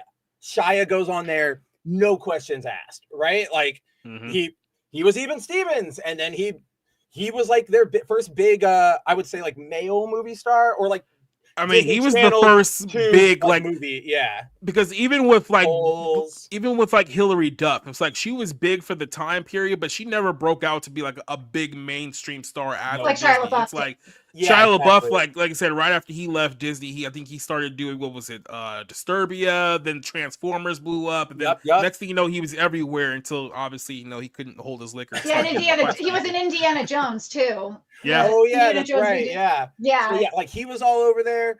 He was going to be the next Indiana Jones from what it seemed like, but then everything went to shit. That's how the movie it seemed like, because he was passing. That's kind of how it was. But then Harrison Ford took the hat back at the end, so they never went through with it. We can at least give Spielberg one credit in that movie. Yes. But yeah, oh my God, what is his name? The guy who played Corey in Boy Meets World. Corey in the House. Well, him too. What's this guy? Well, no, Corey in the House should be like our Washington monument. Like we should have a big statue of Corey like standing there. But yeah, the guy from Boy Meets World. Where's Topanga? Oh, that Corey. Yeah. But that was on Disney Channel though. That was ABC. Yeah, that was ABC. That's right. And then like they put Girl Meets World is on Channel. Disney. That's what it was. Yeah, you guys are right. Yeah, no, I'm off base. So I was thinking Jet Jackson needs to be up there because he's like the first wave of. But he's too sad. No, I'm kidding. I would put Jet Jackson up there. I actually liked that show a lot. But like then past that, I know you had that amazing zinger on me last night about it, but like the only guys I can think of past that are like Zach and Cody, and Phil of the Future is one that comes to mind for me. What's his name? The guy who plays Phil, because he was in like several Disney movies, like Disney Channel movies. Perfect. Oh yes, but also I don't remember him, so I don't count him. I mean, he was in a bunch of stuff, but I mean, at that point, it was like he was in a bunch of stuff, but no one really remembers it. So it was kind of one of those situations. Lindsay Lohan? She was in that racing movie. I think that was her, right? For the male one, actually, the racing movie that you're talking about is the Herbie Love Bug. There was Disney Channel actually did a racing movie with Brie Larson, if you remember. She was in the one in like 2003. That was her. That was it. Yes, you're right. Oh my God, Lindsay Lohan was also in Get a Clue, which is a Disney Channel original movie, and it's a guilty pleasure one too. I love that movie. Now here's the other side of this. We mentioned this last night too. The problem here is that when you start talking about Disney Channel stars, especially from this era, and you really look it over with a fine-tooth comb, you realize the overwhelming majority of the Disney stars did not hold up well at all. Like you can literally count the ones that held up well on one hand. They either completely faded away, which is probably the best case scenario. That's the better option here. Yeah, completely faded into obscurity, or they became a fucking mess of a human being. And there's a lot of them. Lindsay Lohan, they're Britney Lindsay Spears, Lohan, Shia LaBeouf, Miley Cyrus, Demi, Raven Simone, Zendaya, Bella Thorne. I mean, there's a laundry list. Demi Lovato. Oh, Bella's the big one. With the girl who played Lizzie McGuire's best friend in that show. What was her name? The one that played Miranda? Miranda. They tried to do something with her a few years after that show got ended, and then one day, she got popped with meth, and literally never heard from her again. And from what I heard, her mental state has not been great. No. But I was thinking, I just thought about this too. But like going back to the Mount Rushmore, it's got to be Zach and Cody up there because you had Sweet Life of Zach and Cody. And weren't there like 5 like spin-offs? Let's just put one of them up there. That's what I said in the chat last night. I was like, you can just use one statue and you have both of them up there. Take your pick. Yeah, right. Well, if you want to represent like closer to modern Disney in terms of the males, you could put Zac Efron up there technically because High School Musical really started. I forgot about that whole universe, the High School Musical omniverse. That's right. That is Disney. Either that, somebody asked the animated route. You could put Phineas from Phineas and Ferb up there. What about Haley Joel Osment? After his recent troubles, he deserves some respect. Hey, you guys remember Jake Paul was on the Disney show back during that time period too. You said that last night, and I had to look it up, and I don't know why my brain still doesn't want to accept it. Like I know it's true, but it says no. So somebody asked, I think it was Mia asked, what's worse, Disney stars or Nickelodeon stars? I say pound for pound, if you line them all up, the Disney stars are far worse because there's way more. If you guys recall, like Christy Carlson Romano, who I think has like a popular YouTube series, talks to like old Disney stars like all the time. I think it was an interview with like Annalise Vanderpool, who played Raven's friend in that Raven show. Yeah. For some reason, she got fired, then signed an NDA explaining why she couldn't talk about why she got fired, and there's a whole situation going on with that.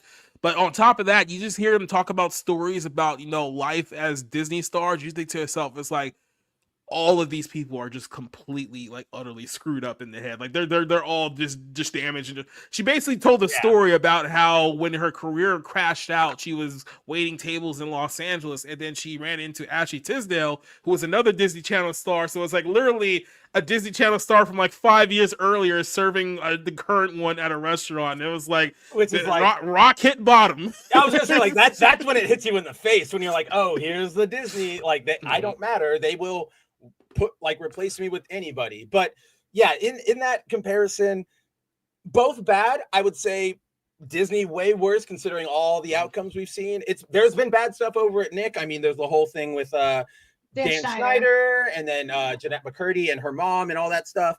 But this is completely anecdotal and it's not enough to build any sort of case around. But in my head, I know that out of Nickelodeon, I know that the guy who played Spencer on iCarly, the show with Miranda Cosgrove, he's come out a lot, and so has like Jeanette McCurdy and the main kid guy, like the male character. Gordy, I think his name was, and Cosgrove. Like, they've all come out and they were like, yeah, on that set, that guy, like the Spencer actor, he would run interference for us. Like he would make sure we weren't alone. He would, like, he knew what was up, and he goes, I don't want to talk about it. It is what it is, right? Like, that's for them to all discuss. It's in court. Like, I don't want to deal with it. I've never heard anybody or any anecdote about anybody related to Disney going like, oh, while I was on set with Miley Cyrus or on set with Zendaya, I made sure they weren't alone with X or Y, or I made sure they were inappropriate. I've never heard that out of Disney. So even if it's one guy, that's still one more than Disney had. It's 100% boost over Disney. So I would go Disney. Well, also Disney, remember South Park made fun of it with the purity rings. Like, that was a thing. They tried to force them to put on this innocent act. I completely forgot all about that. That was a thing. About the purity rings. Like I said, that whole like post 2005 is like a blur to me when it comes to Disney Channel. I was way off the thing there. I mean, that was the whole thing with that, Nerdigans, was just market it, skipping some steps and marketing sex directly to your kid, like the children, without being very obvious about it. Again, it's Disney. We know they are not the family company they were even in. Wait, Spencer, right? Stop. Are you telling me that Disney's not the good guys here? Look, I'm coming with a breaking exclusive here. Nobody has ever heard this before. Sources: Disney bad. But I mean, that's go ahead, Tyler. I was just gonna say it's not the only thing that's bad. Or it depends on your definition of bad, I guess. Apparently, Sydney Sweeney and Michael Bay are teaming up to do yet another video game movie. We're getting pole position because everybody and their brother wanted to cruise a video game highway in an late 80s Ferrari.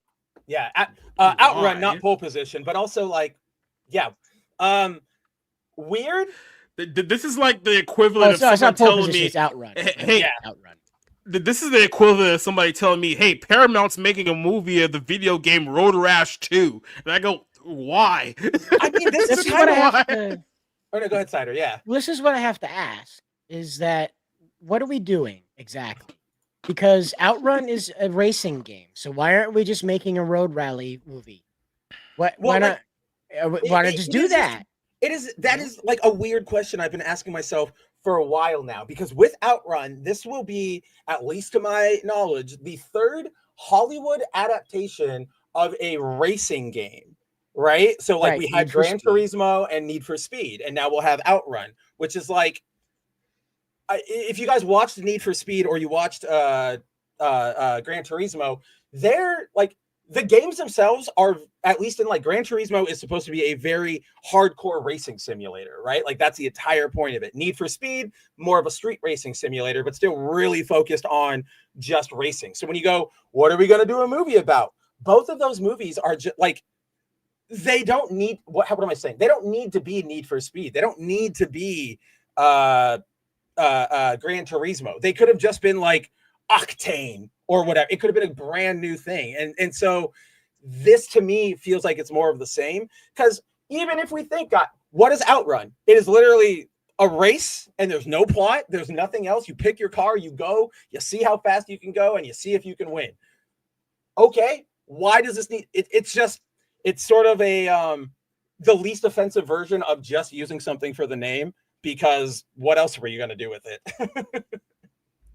Well, and Sakura Mida also sent this over to us. I'm sorry to cut that Outrun thing short. It's just only so much you could say about it, because it's just these. I was gonna say, all I was gonna add was that why not do a Crazy Taxi movie? Like if you're gonna go on. Well, they're doing a Toys R Us movie. Oh, great! Just that annoying. It's sort of like what Cider said. What do you say about that? Like, it's a Toys R Us movie. They're trying to do Lego movie nostalgia bullshit, and I just. You know what this is? This is the equivalent of like when your parents, think that they were like doing something nice for you, and they went and got you like the Pillsbury Doughboy video game. And it's like, oh, here you can play this. This is fun, and you're just sitting there like, what the fuck is this? Like, what? Fans are finally like, we know, we're listening to them. They want fun Tetris, Barbie movie style, or Lego movie style treatments of these old brands. Let's go Toys R Us, and then it's like the. You got the Mexican like TJ bootleg video game or whatever. Thanks, Mom. Toys R Us, by the way, they went through bankruptcy.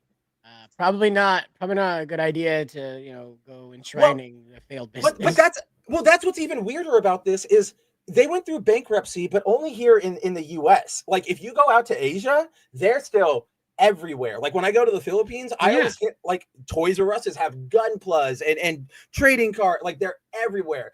And so why is Hollywood making one? Like I would give that to China or Japan or Korea or anybody else who still has a Toys R Us, right? Like we don't have them anymore. The branding like doesn't even exist out here. The one in Times Square is all gone. Now it's something else. Breaking news, guys. Paul W.S. Anderson and Mila Jovovich are working on the Hollywood video movie coming out in theaters in 2027. Is that true? Movie. I don't know if that's true because I'm even Googling this. Because the sad part is that you have to look it up because you're not even sure if it's actually real. I did. The movie gallery movie. They're making a Hollywood video movie before Blockbuster he's messing with us, but that was the point. Like I had to look that up. Also, Nerdigans, be careful what you wish for. Because they did make a like a Blockbuster show for Netflix, and it was really bad. Like might as well just watch. Coming in 2028, Kevin Hart in the Circuit City movie. Might as well. Might as well make a Best Buy movie while you're at it. Yeah, the Rock in the Best Buy movie, and then we'll have the shopping verse or whatever. It's gonna be a movie set in 2006 when everyone thought that HD DVD was the future. Your 3D TVs, everybody. I had a friend who like so back when the HD DVD Blu-ray battle was happening, he had an Xbox 360, and Microsoft went HD DVD and made a bunch of peripherals. So he was like, I'm going in on. He's one of those guys. Like he goes all in whenever he gets excited. So he bought the thing. He bought he bought the player. He bought every single HD DVD that they were making, even movies that he and I had no idea what we were talking about. Like that summer, every time we would hang out, he's like, let's watch an HD DVD.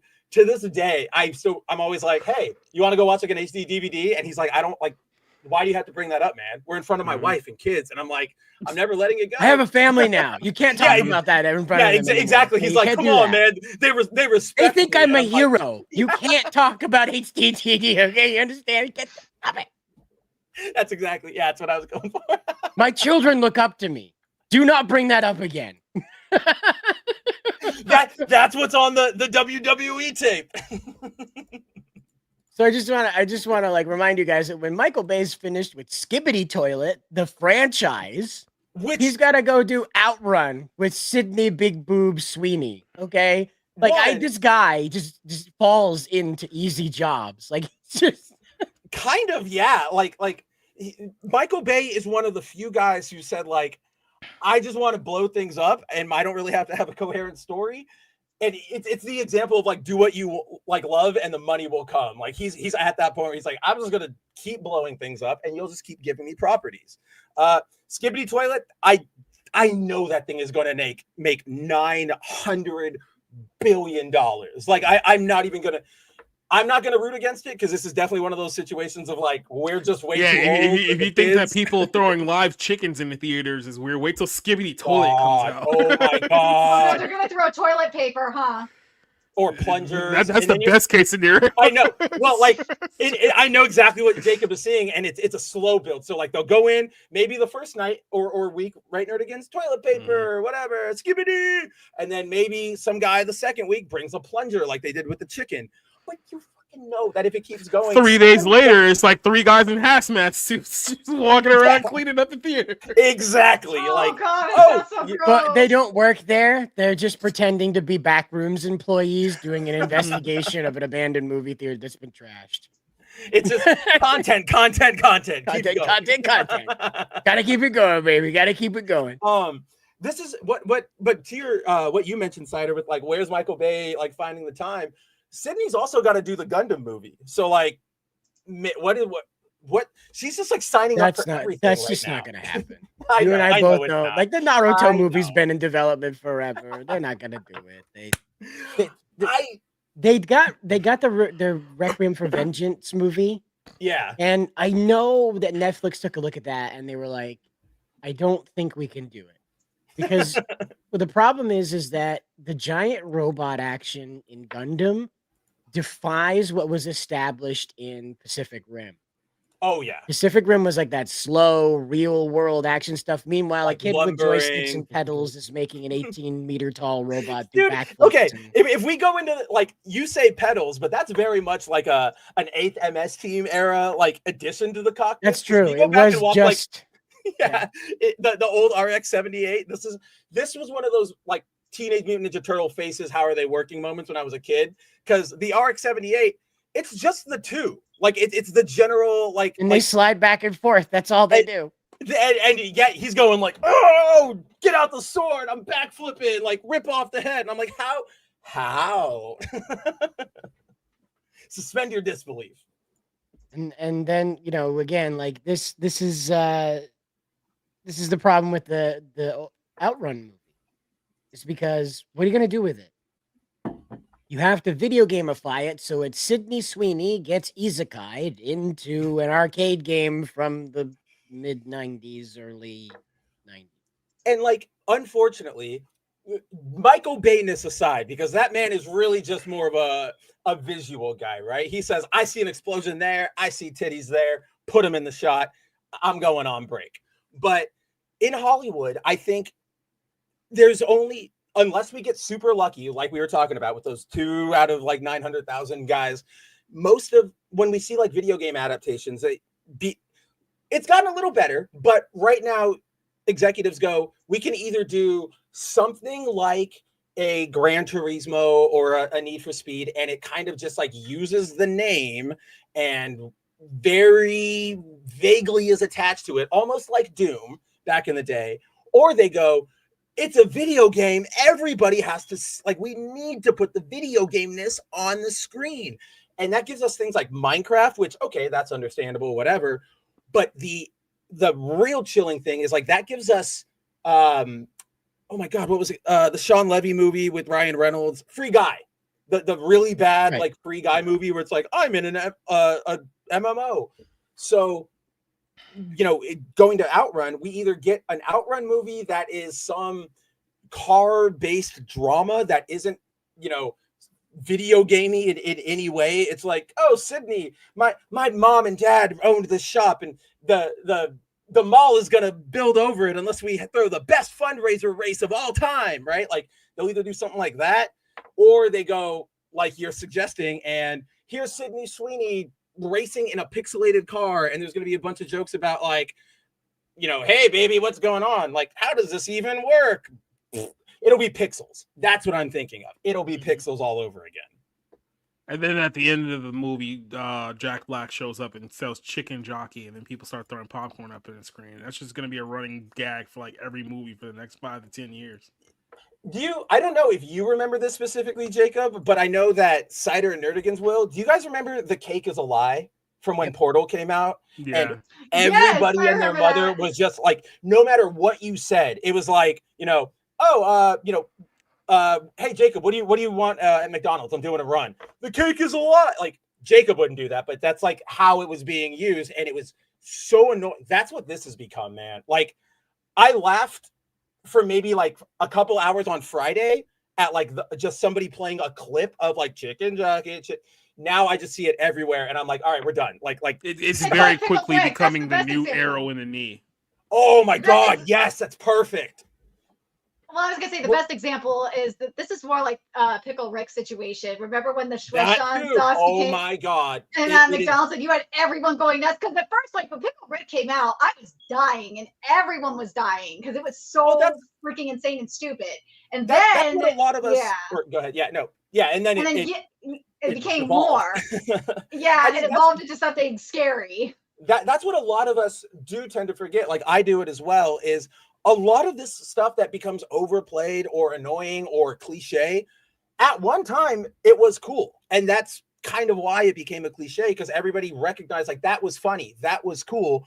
But socially inept people, you know, and not even like, you know, just people who don't maybe know how to tell jokes, or they don't understand, like, you know, don't overload people with references, they'll run it into the ground. And then after that happens, that's when the corporations finally get on it, right? Because I remember learning this way back in like the early 2000s. The reason, like, you know, for example, chicken jockey's happening right now. Outrun, let's say, like they go, oh, I want to do a chicken jockey joke, and they're writing the script and they put it in, like, yeah, it's hilarious. That movie's not coming out for 4 years at minimum, right? So now you're doing chicken jockey jokes in 2029. Like, are you kidding me? So it always feels outdated. But things that are cool, things that are funny. One of the ones that I remember from my childhood or my younger years, and I know you remember this one, Jacob, Anchorman. You know, San Diego is Spanish for a whale's vagina. When we first heard that line, genuinely funny, because it's like absurd. What are you talking about?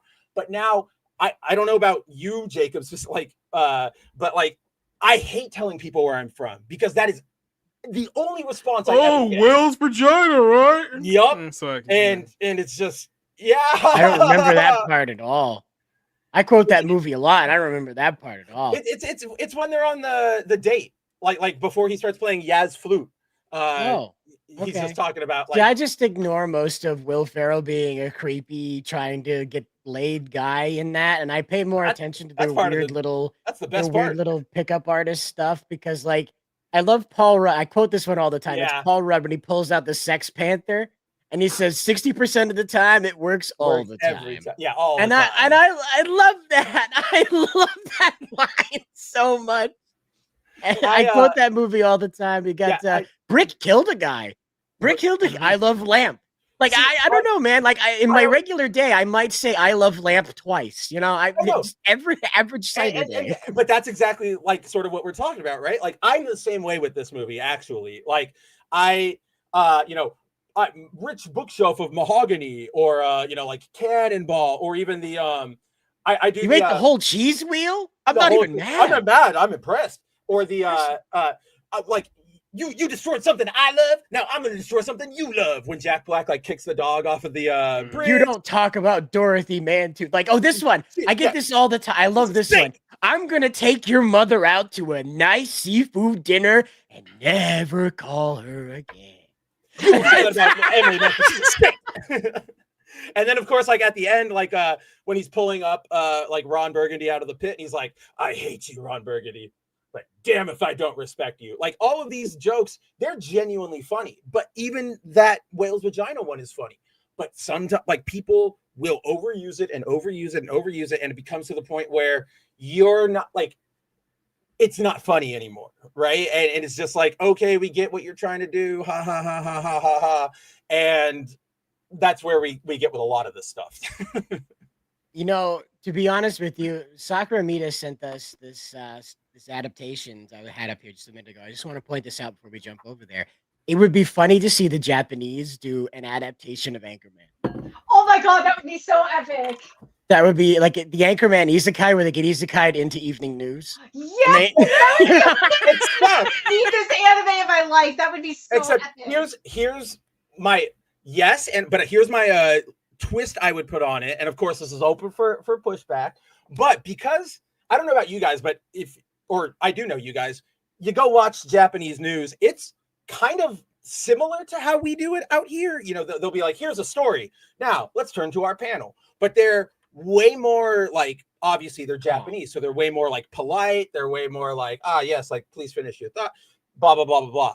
I would love to see an Anchorman that makes fun of, like, one of my favorite things about Godzilla's Shin Godzilla was how much it sort of made fun of Japanese bureaucracy and the way they have to sign 1 billion forms to do anything or have 900 meetings. So I would, if they could do an Anchorman like that, I think it would be funny, because I don't know if I could buy a Japanese anchor like team being this ridiculous in Japan. Oh, I guess I buy Yakuza, so maybe I'm just talking. No, that'd be great, Spencer. You got a good twist on it. Right? So that's great. So you just introduced the Anchorman team, but they get zapped into like 2005's Japanese television. Yes. Japanese news TV. Kind of like a channel chaser kind of situation. That would be funny. A little bit, yeah. And they're stuck in the Japanese news. They don't know who's speaking anything whatsoever. So you have Ron Burgundy running around, be like, "I don't know what you're saying. You're speaking anime at me." You know? I can see that so happening. Oh my god. I was a news anchor and missed my cannonball and woke up in another news station. It's the reverse. I woke up in another news station. There's the title. I woke up in another news station. But there you go. You've got like this interesting flip of the roles, right? So usually we have to get the subbed anime over here to understand what the characters are saying. So Ron and his guys all speak English. You have English voice actors in Japan, but all the people they're encountering are just fluent Japanese. No, and I don't want like any dubbing. I like it. Just now Brick it all straight. Like Brick does the Scooby-Doo thing where he understands them perfectly, and so he doesn't like bridge us into the conversation. He just says, "Okay, we gotta go," and they're all like, "Where we going, Brick?" No. He said we gotta go this way, and he never explains any of it. But in typical Japanese fashion, especially because like the Anchorman, like they don't do enough with his character. I think it's because, admittedly, a little one-notey, but he's still funny whenever he shows up. What you do is you have like something happens where they all, or not they all split, but like the other three go this way, Brick goes this way, and our like C plot is he somehow finds his way to being like Emperor of Japan just by like nodding, like yes-anding. He saves the day being Emperor of Japan, riding on the back of Godzilla. Right, like Ron's about to be like executed in front of the Diet for something, and he just like breaks open the roof, and he's like, "Hi, Ron." Burgundy Somali. They keep chanting Burgundy Somali at him. He doesn't know what it means. It's the whole anime. You could do the whole anime of it. I want to like cover his story, but like right now he's in the pre-trial trial process. So it's a lot of just like they're filing this, they're saying it's all boring. But I cannot wait for when he gets sentenced, because that man is going to rot in a Korean prison for the rest of his life. And they're gonna make do it hard on him. That's for sure. But that, and again, like that would be, you can do that, and they could do that like the Deadpool style, on its face humor stuff, like they do that with the Deadpool isekai. They go right on with it. But they're not brave enough. They're not brave enough. And that wouldn't involve Will Ferrell. That wouldn't involve the actors, so they would be jealous that this anime was made with their quote unquote likenesses. But it's also that fact of like, if you wanted to make that anime, you would obviously be poking fun at Japanese tropes and Japanese customs. That's the whole point, right? Like the fish out of water clash. If that tried to come out of a Western studio, all of the, consultants would be like, oh no, that's offensive. We can't do that. We can't do that. Even though, like, you go do that in Japan, they'll eat it up. They'll go, yep, that's me. I get it, right? Like, it's just that ever-gripping fear that these studios are in. Well, and it's a shame they don't have the bold talent that the Japanese studios do, because, as Armida points out here, that if a story is simple enough for an audience to grab onto very quickly, kind of like the Death Note, pretty easy concept. Kid comes into contact with a document that allows him to name who he wants to die and how they die. So usually the less super sci-fi it is, it's easier to put the film. And Sakura Mida includes examples here, like Rurouni Kenshin, despite how flashy it is in the anime, not that hard to recreate in live action. Because again, it's just it's at the verge of Meiji era. I mean, we saw the live action adaptations for it. Some of the best to come out of Japan, the Rurouni Kenshin movies.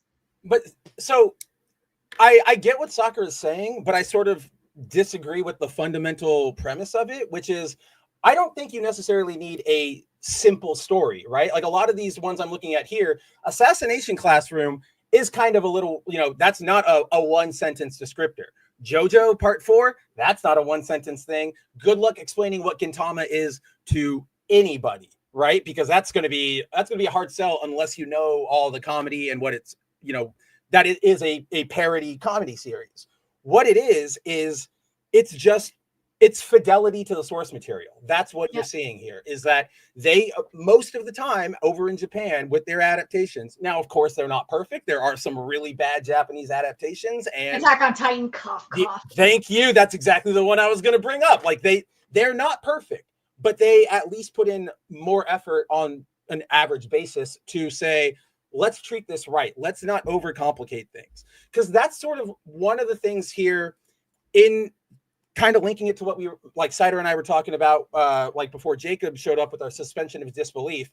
In the US, in the West, part of however our culture evolved is that unless you like if something is out there, like if something is on screen, we got to this weird point where everything has to have a very real, very acceptable explanation. Otherwise, for some reason, Western readers on average or audiences on average go, this is stupid. It doesn't make sense. One of my favorite quotes ever is from Grant Morrison, the comic book writer. And he talks about, lots of fans will always ask me, who's pumping up the Batmobile's tires? Who's cleaning up the Batcave? Who's making sure that all of Batman's batarangs are sharpened? It's a comic book. You can suspend your disbelief. We don't need to, you can just sort of accept that these things happen and we don't need to get into them. And he's right, because the second you start getting into explaining fantastical things, everything falls apart and it becomes way more complicated than just saying, for example, a very easy one, Spider-Man. When they put him in the movies, they said, we're going to give him organic web shooters. And so after that, everybody started going, well, okay. So the logic of that was he gets bitten. Here's how he can have his powers, yada, yada, yada. Everybody sees that and they go, well, how does he make more? How does he stop it? Why isn't it coming out of his butt? Why did it pick his wrists of all places? It starts making all these questions where you go, oh crap, now I've got to keep explaining and keep explaining and keep explaining. And it just makes everything really, really complicated. You don't want people to have to read a textbook to watch a movie. But if you look at the Toei Spider-Man show or the old Spider-Man movies from the 1970s that were on TV, they gave him his web shooters and they just go, Takuya or Peter, they got their powers. They invented web shooters. Done. Right? Like that. I don't know about you guys, but off of that, I just go, cool. I don't need to think about, how is he always making all the cartridges all the time? How does he always magically have one on hand, which Peter doesn't all the time. We know that, but I digress. So yeah, it's really about just sort of sticking with the concept. Keeps the webbing in his butt like a real spider. Like a real spider, exactly. So it really just boils down to treating, the source material right and letting it speak for itself. You don't need how do I put this?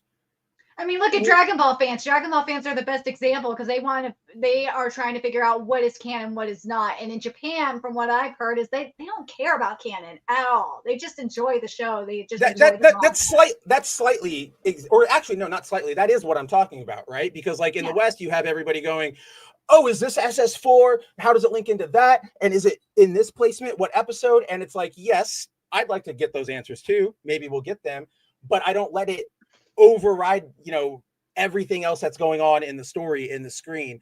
And yeah, because if you start having to explain, this is where things fit in, this is how powers work, there's 30 minutes, there's 40 minutes that you're already taken completely out of the movie. Imagine if in Captain America, he goes in the thing, they zap him, Chris Evans comes out, and Haley Atwell's all horned up.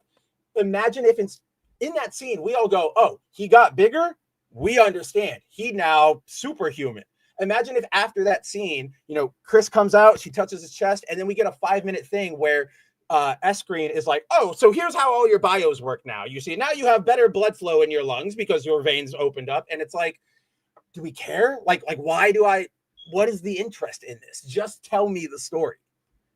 I mean, the best example of how things get overcomplicated, and Spencer will know this too because he reads it, is Ranger Reject. But we literally just got to like how everything came to be, and it's like really, really insane, and it's complex. It's not just simple invader fighting, getting revenge, and fighting and killing the Dragon Keepers. No, it is much, much bigger than that, and it gets it's just insane. I'm not going to spoil all of it, but still. That was the best example off the top of my head was Ranger Reject. No, that's exactly on point. What were you saying, Cider? I may have forgotten. No, he didn't, because you didn't forget anything. He heard the beep and then like his brain just shut off. Yeah. His brain went, I need to go see if there's a fire. Yeah, or at least replace the battery so there won't be one. No, I have no idea even what we're talking about. No, that's fine. Yeah, like, I do Sorry. this too. we can take it, Sakura, to modern movies, right? Like let's look over at something here in the West. Let's pick Nerdigans, hit me with a movie. Or we can talk about the Spider-Man. Since we're talking about Spider-Man, why not talk about the Spider-Man live action movies? Because Madam Web. Let's talk about Madam Web. Madam Web, exactly. So in Madam Web, if we'd have gotten a movie where they sort of just went, she had an accident, she got exposed to something, now she can see the future. That would have made a much more acceptable, less ridiculous story than my mom was studying these spiders down in the Amazon, and there's these ancient Amazonian peoples who are a spider cult who helped me, when my mom was dying, and they helped birth me, and all of this combination gave me these spiders future seeing powers. It's just like, huh? You could have just said you got, splashed on by some goo. You don't need to go into all of that. That's really what I remember now what I was talking about, is that's really kind of the fault that Marvel ran into. Oh yeah. That this is one of the things I really appreciated about DC is they were like, Superman's an alien. And for whatever reason, the sun hits him and he can bench press oil tankers and not like put his fists through them doing it. And they didn't explain to you how he was able to punch a giant ape in the face and not just punch a hole in a giant ape, and it didn't matter. And it didn't matter how Batman got rich. It didn't matter how he stayed rich. It didn't matter how inexplicably the state was like, yes, Mr. Wayne, you could just have this circus boy. We're not going about that. You just have him. You could just, that's fine, Mr. Wayne. Just make sure you donate to the police. To that point, keep going. So for those of you who don't remember, when they did the New 52 and they rebooted everything, they rebooted all DC Comics except for 2 lines because they were in the middle of storylines, and that was Batman and Green Lantern. So for Batman, they had to make all of his history fit into like the 2 years that the New 52 existed. So in that timeline, he went through like all his Robins. So Dick, Jason, Stephanie, Tim, Damian, in a year. So that's literally him going like, "Oh shit, Jason Todd died. You got another one for me?" And you got another one, Sam? Like, and now that I think about what you just said, that made it all hit. But yeah, no, keep going. Yeah, well, again, like that's the thing. DC was like, it's a ring on your finger, and you can imagine anything you like, and it can beat the ass off of most other things that aren't yellow. Nobody ever. That's what I appreciated about DC is they were just like, yes, a man got splashed with chemicals and hit by lightning, and he didn't die. In fact, he became the fastest man alive. We're not going to explain to you how that happened. I know which one you're referencing because that's one of my favorite Silver Age origins is that original Flash one because it's just like, oh, he fell asleep and the vapors all mixed in the air. Now he has superpowers. Like, all right, cool. Why not? Like, screw it. Gas yourself, kids. You get superpowers.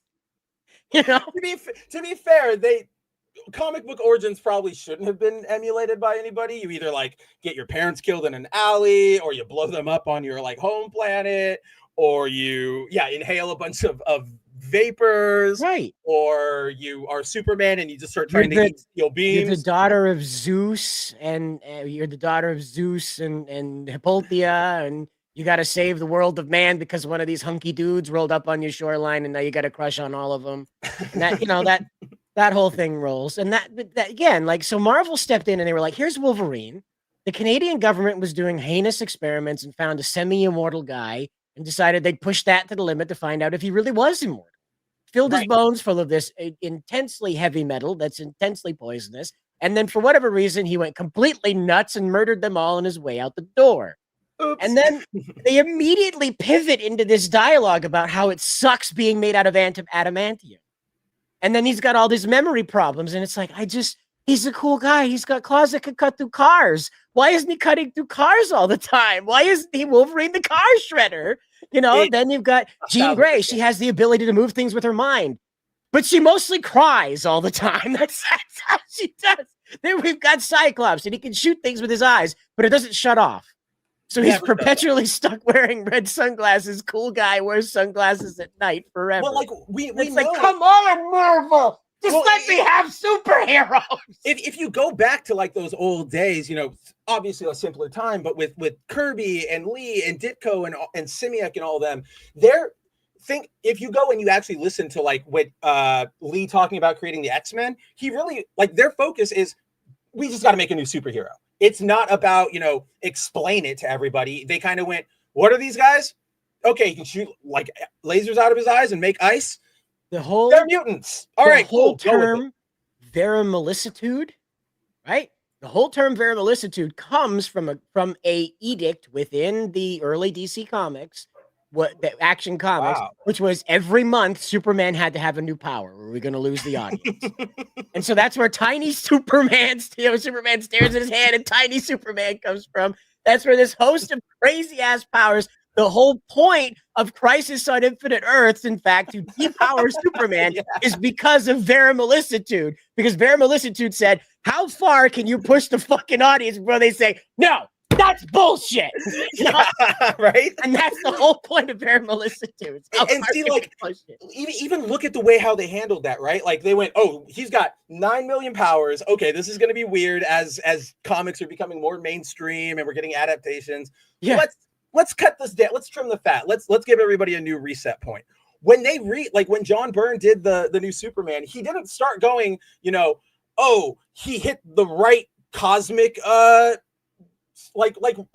solar wave that hit his ship into this right angle that hit perfectly, and the Earth was magically like in this rotation, so you know it was August. He just goes, Superman came to Earth because Krypton exploded, and that's all you needed. There are so many Marvel comics nowadays where, for example, one of the ones I can think of is and it's all stupid, but Dan Slott, trying to be relevant still, he recently made a new Spider-Boy who's like the Spider-Man sidekick. It's all as stupid as it sounds. But in one of the first issues, there's a whole bit where Peter's like, so how are you like sticking to walls through your shoes, and how are you like doing all this, blah blah blah. And so we have to sit there for like 3 pages while he explains his powers. In Amazing Fantasy 15, Peter gets bit. We get his powers because he just like jumps up on a wall and goes, oh wow, I can do this now, right? And we moved on. To that point, one of the things in that specific issue is, like I just brought up, Peter says, how do you stick to the walls if your feet, you know, are blocked by shoes? Because Spider-Boy wears sneakers. And he has this whole stupid unstable molecules thing. But I know, like, as a kid, and even probably in my 20s, before they ever mentioned something like this, I just saw Peter jumping on the wall and went, he's got powers. He can stick to, you know, things. I don't need to think that his toes are perfectly up against the wall. But then when Marvel starts introducing that, now you have to focus on that. Now that limits a lot of what we can do. And so it kind of comes back around to this, that Superman was an asshole for a while. Yeah. People just kind of forgot about that part. So, Richard, Superman being a god in that movie is a very, very low point for his power level. Okay. So there's a comic where Superman sneezes and deletes a galaxy. Not a solar system, a galaxy. Sneezes, deletes a galaxy. He is towing a solar system with a giant chain behind him in almost the next issue, I think. Yeah, it's the next issue. Because, yeah, like to that same point, my favorite power, it's stupid, but it's when he's you know, I have to eat all of this like all these cheeseburgers. No, all the iron, like the steel bars, like the construction I-beams, and they're like, Superman, why are you eating those? And he's like, if I don't eat, I die, because he got like some power that like upped his like energy thing. It was so funny, but yeah, that's what happened back then. So nope. I'm trying to find that one, but I can't find it right now. But I know it's all over the place. I mean, if you are of the generation of me and Cider or around it, you probably remember Sean Baby and his whole like really popular Super Dick series that he used to do for Cracked. If you guys remember that back in the day, where he used to just highlight new examples of Superman being a dick back in those old comics. Like there's the one you and I talk about a lot where like Jimmy Olsen gives him the robe for like Father's Day, and he just starts heat visioning it, and Jimmy's like, why? And he's like, this is a terrible gift from a terrible son. Or the one where he's sitting on like a throne, and they're like, Lois is like, I need water, I'm dying. He's like, I don't care, I'm King Superman. Well, no, that's two different ones. You got him, he's in the desert, he's got Aquaman and Jimmy Olsen. That's right. That's that. Yeah. And they're trying to get a drink from him. He's like, one of you is my best friend, and you'll have to prove it today. Yes. And then the other one is it says Superman, King of Earth. This one pisses me off. Because I remember, like, I was aghast at this when I saw this as a little kid. I was like, Superman took over the Earth? No, it was Superman, King of Earth. Yeah. And I was like, Superman took over the Earth? And he's on the cover, and he's sitting on a throne, and all these people are worshiping him, and Lois is standing, and he says, yes, Lois, you have to call me your majesty. He's got a crown on. And I was thinking, I got to know, like, how did he do that? And I opened it up, nothing to do with that at all. Because it was back in the day when the cover didn't have anything to do with what was going on inside the book. There was nothing about Superman doing anything like that at all. I think it was the one where he was a hole in the chain behind him there. The big galaxies behind him.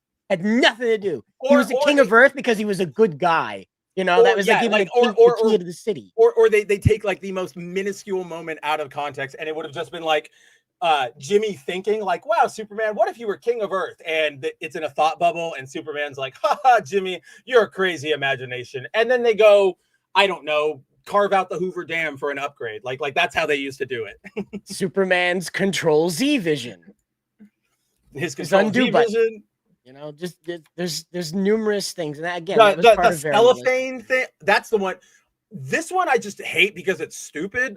From Superman 2 when he like throws the S Superman shield at them, and they're like, yeah, and it like captures like or not translucent plastic. Yeah, it like wraps up Zod for a moment, and he's like, "Arr!" And it like stops his attack, and I'm like, what are we?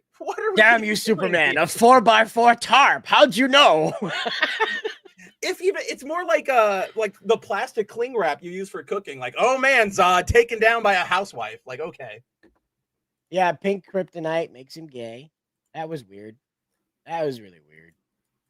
Like, of all the things, like, there's a rock in space that makes you gay. Like, I think that, I don't know, man. I feel like I might be a bit more threatened than the one that makes me dead. I don't know. I feel a bit more threatened by that one, the one that makes me dead. I miss the pink kryptonite. They used it up until like 2003, and then they obviously abandoned it. But I also do miss all the other kryptonites. They don't do that anymore because involuntary gayness might not sell well with either side of that audience these days. That's the problem. So I can't wait till Superman gets the trans-colored kryptonite, and every time he touches it, he turns into Clara instead of Clark. Lex Luthor's like, finally, I'll defeat you with menopause, Superman. Yeah. But yeah, so that's that. But yeah, that's essentially what we're saying, Sakura, is that it's not about, again, there's no, you know, there's no magic bullet for what's going to make a good adaptation, what's going to make a bad one. It's always coming down to factors. I mean, you could set out to say, hey, I'm going to adapt One Piece, and I'm going to work directly with Oda, and I'm never going to stray at all from the source material. And for whatever reason, maybe you just don't have the right vision. Maybe you can't get it from your actors. Maybe a budget thing happens. It just won't work. And so you got to kind of like take everything on a case-by-case basis. Yes, you can see signs, especially over here in the US. It's a little more apparent since this is our movie culture. But it's really about just engaging with whatever you're looking at on a case-by-case basis.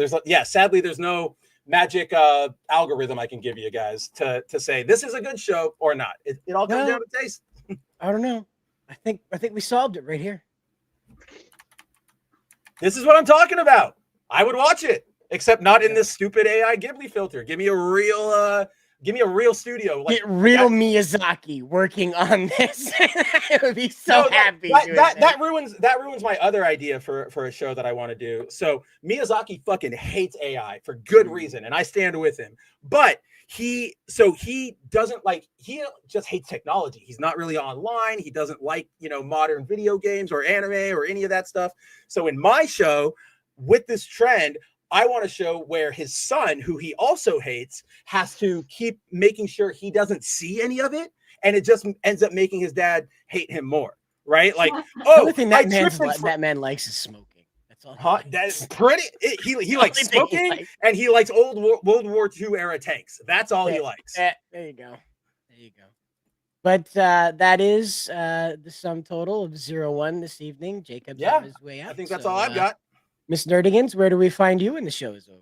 You can find me on Nerdigans Inc. on YouTube, where we cover anime and manga every day. Patreon, patreon.com/PackerGirl. We're covering the Dragon Ball Diamond dub, which I sent you a couple of frames of. It is bad. There is some like 90s Funimation Dragon Ball Z dub realness happening there.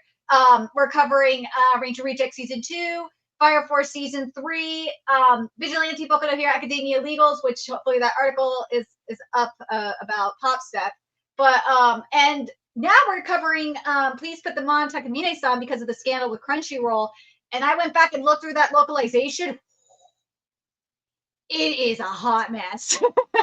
It really is. But yeah, make sure check out our Patreon. We have the anime and manga side by side and the audio available, and we spend a lot of time on them. So please check it out. Also, check out our Twitter, where we're covering even more insanity and including some of the tweets or some of the frames that we did pick up in our Patreon as well. In terms of bounding, well, again, it's up to Spencer because there's Blue Box, a botch dub that I received a tip from, and yeah, Feminist is in the Blue Box dub, which you have to show me these things. You haven't shown me any of it. I haven't seen any Blue Lock stuff. Or the Blue Box stuff? I swore I sent it to you. I know I sent the Diamond stuff. You might have. I'm just teasing right now, but yeah, you gotta double check. But yeah, like it's insane with what's happening in anime right now. But until next week. All right then, Jacob, where do we find you in the show's over? Find me over at Society Reviews. Like I said, I'm trying to regain some stability in my life, but it's kind of hard to do that at the moment because everything has been day by day. So I mean, there's a lot of movies that I need to catch up on, that I've seen that just haven't had time to review. So I'm hoping to get back to a structure here, but it's only the structure can only go as far as I see fit. So working on some movie reviews. Hopefully I can get some of those out. We'll be doing a Bible lens, barring anything happening on Sunday. Like I said, Barroom's hopefully back to a set schedule for now. You Like I can't said, say that. Something actually happened on Sunday. I know, right? So it's like, I'm trying to stay on a structured schedule, but I just can't commit to a structured schedule. That's kind of where I'm at. Of course, at the moment. So outside of that, just go check us out over there. Then, like I said, the pro wrestling world is just so dumb. So there's something that will keep you in place. Everything that's going on right now. And yeah, all I have to say is keep an eye on who the next pope's going to be, because that my episode of the Bible a couple of weeks ago might end up being it's time, but we'll see how that goes. Pope Pizza Bella. That's actually like one of the guys' like last names, and I can't believe it. Yeah, but that's what I'm working on now. And Spencer, when this show's over, where do we find you? Yeah, of course. So first off, guys, yes, Jacob might have a little bit of a wacky schedule right now, but you guys can fix that. The issue of not knowing if he's going live on a certain day or whatnot, go subscribe to him. Go follow everything. He'll show up and you'll have a great show no matter when it is, even if it's like a noon barroom podcast, which was actually kind of cool to have this last weekend. But more on the bounding side. As always, guys, thank you for hanging out with us tonight. It's been a blast. It's always a blast. It's not a Wednesday night unless I can hang out with these three beautiful folks and everybody out there in the chat. So until next time, check out boundingintocomics.com every day where we're dropping news. Check out the YouTube channel where Cider's doing a bunch of awesome stuff. He'll let you know more about that. Subscribe to all of us here on this panel, and I'll see you next week. We didn't get to the marathon leaks, but I'm going to do a video about that. It's nothing earth-shattering. It's just the alpha looks like an alpha, and it's annoying people because it looks like an alpha. And that's that. So I guess we'll see you next week or some other time. Good luck out there.